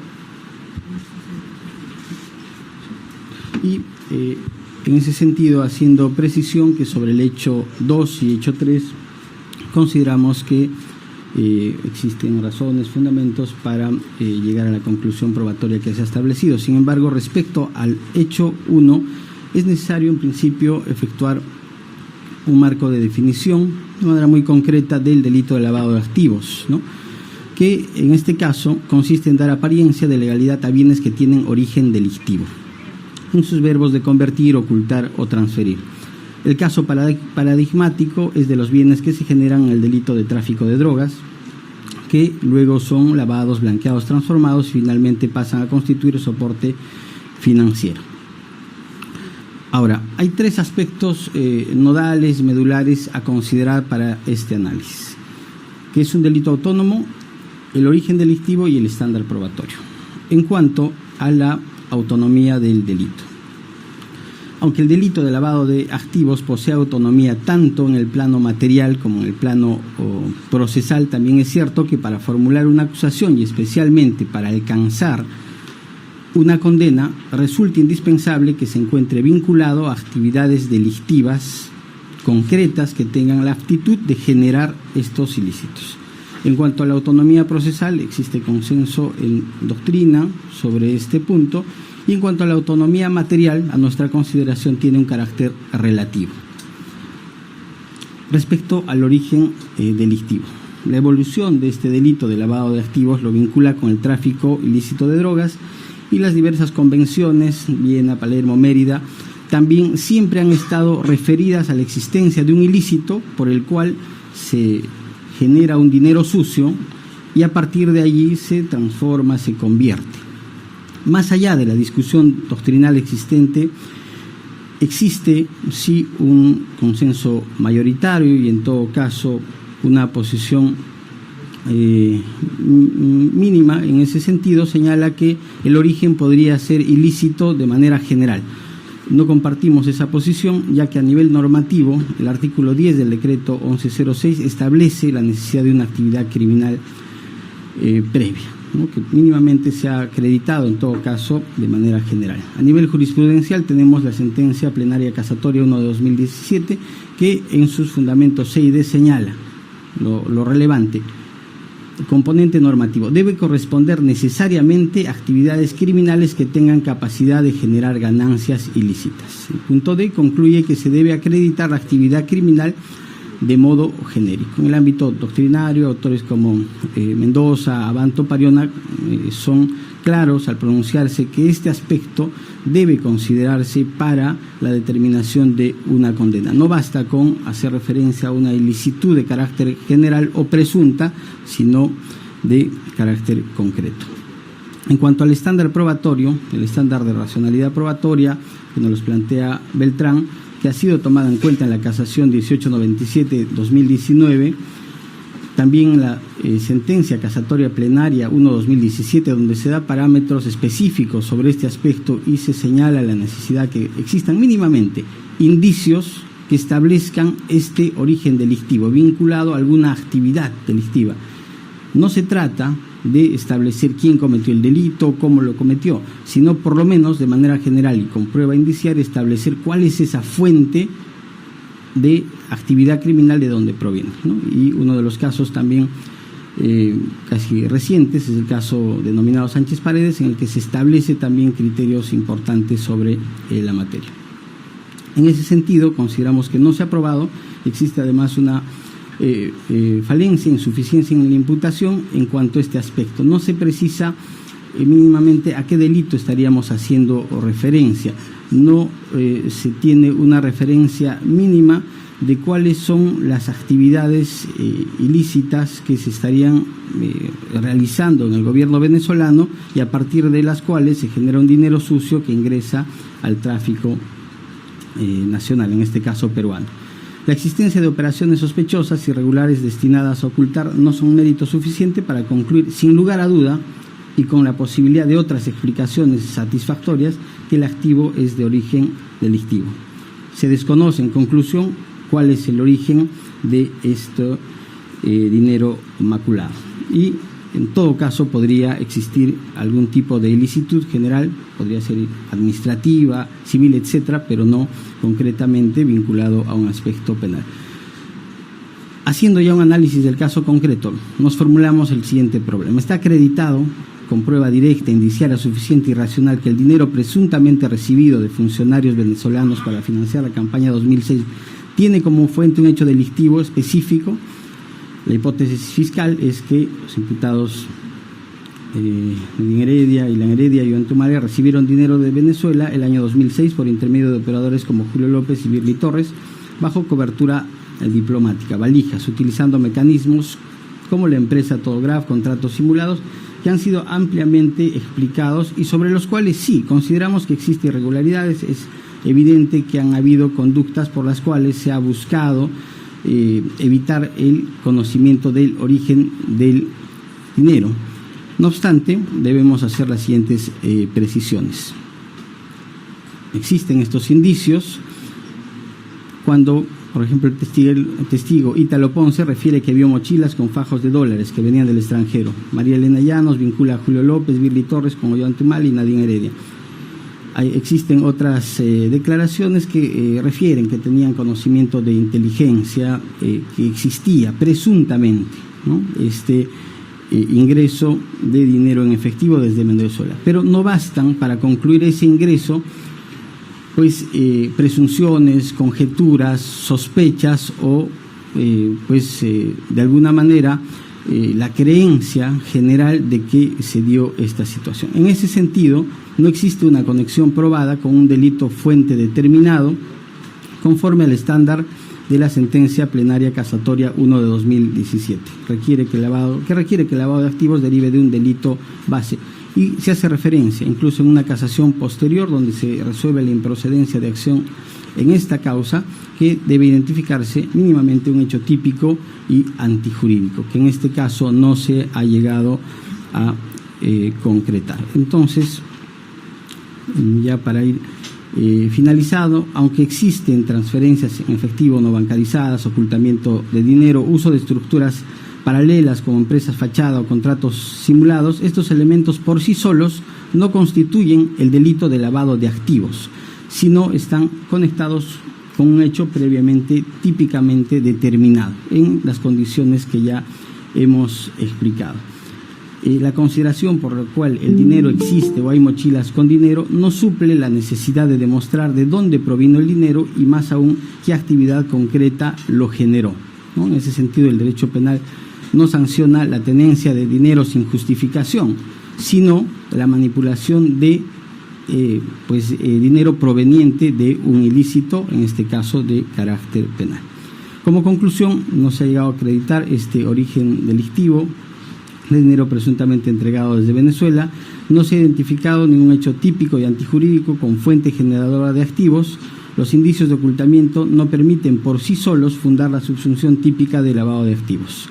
Y las hipótesis alternativas diversas que han planteado las defensas no han sido descartadas de manera racional. Por tanto, debe concluirse que el hecho 1 no ha sido acreditado penalmente conforme al estándar de racionalidad probatoria exigido, y los imputados no pueden ser considerados responsables por el delito de lavado de activos. Cuestión diferente a la que ya ha sido analizada y por la cual el suscrito considera que en un segundo hecho sí existe un marco general por el cual se advierte visos de corrupción, no solo interna, sino externa, y de la cual existiría pues una fuente de dineros maculados. Por tanto, en este caso consideramos que no se debe aplicar las penas correspondientes por el hecho 1 y las consecuencias correspondientes, quedando subsistentes en todo caso los demás aspectos que ya han sido señalados en el fallo emitido. Gracias. Señora directora de debates. Vamos a... un momento, por favor. Doctor, vamos a dar por terminada la sesión. Le pido darme el uso de la palabra muy brevemente. Es muy importante. Un momento.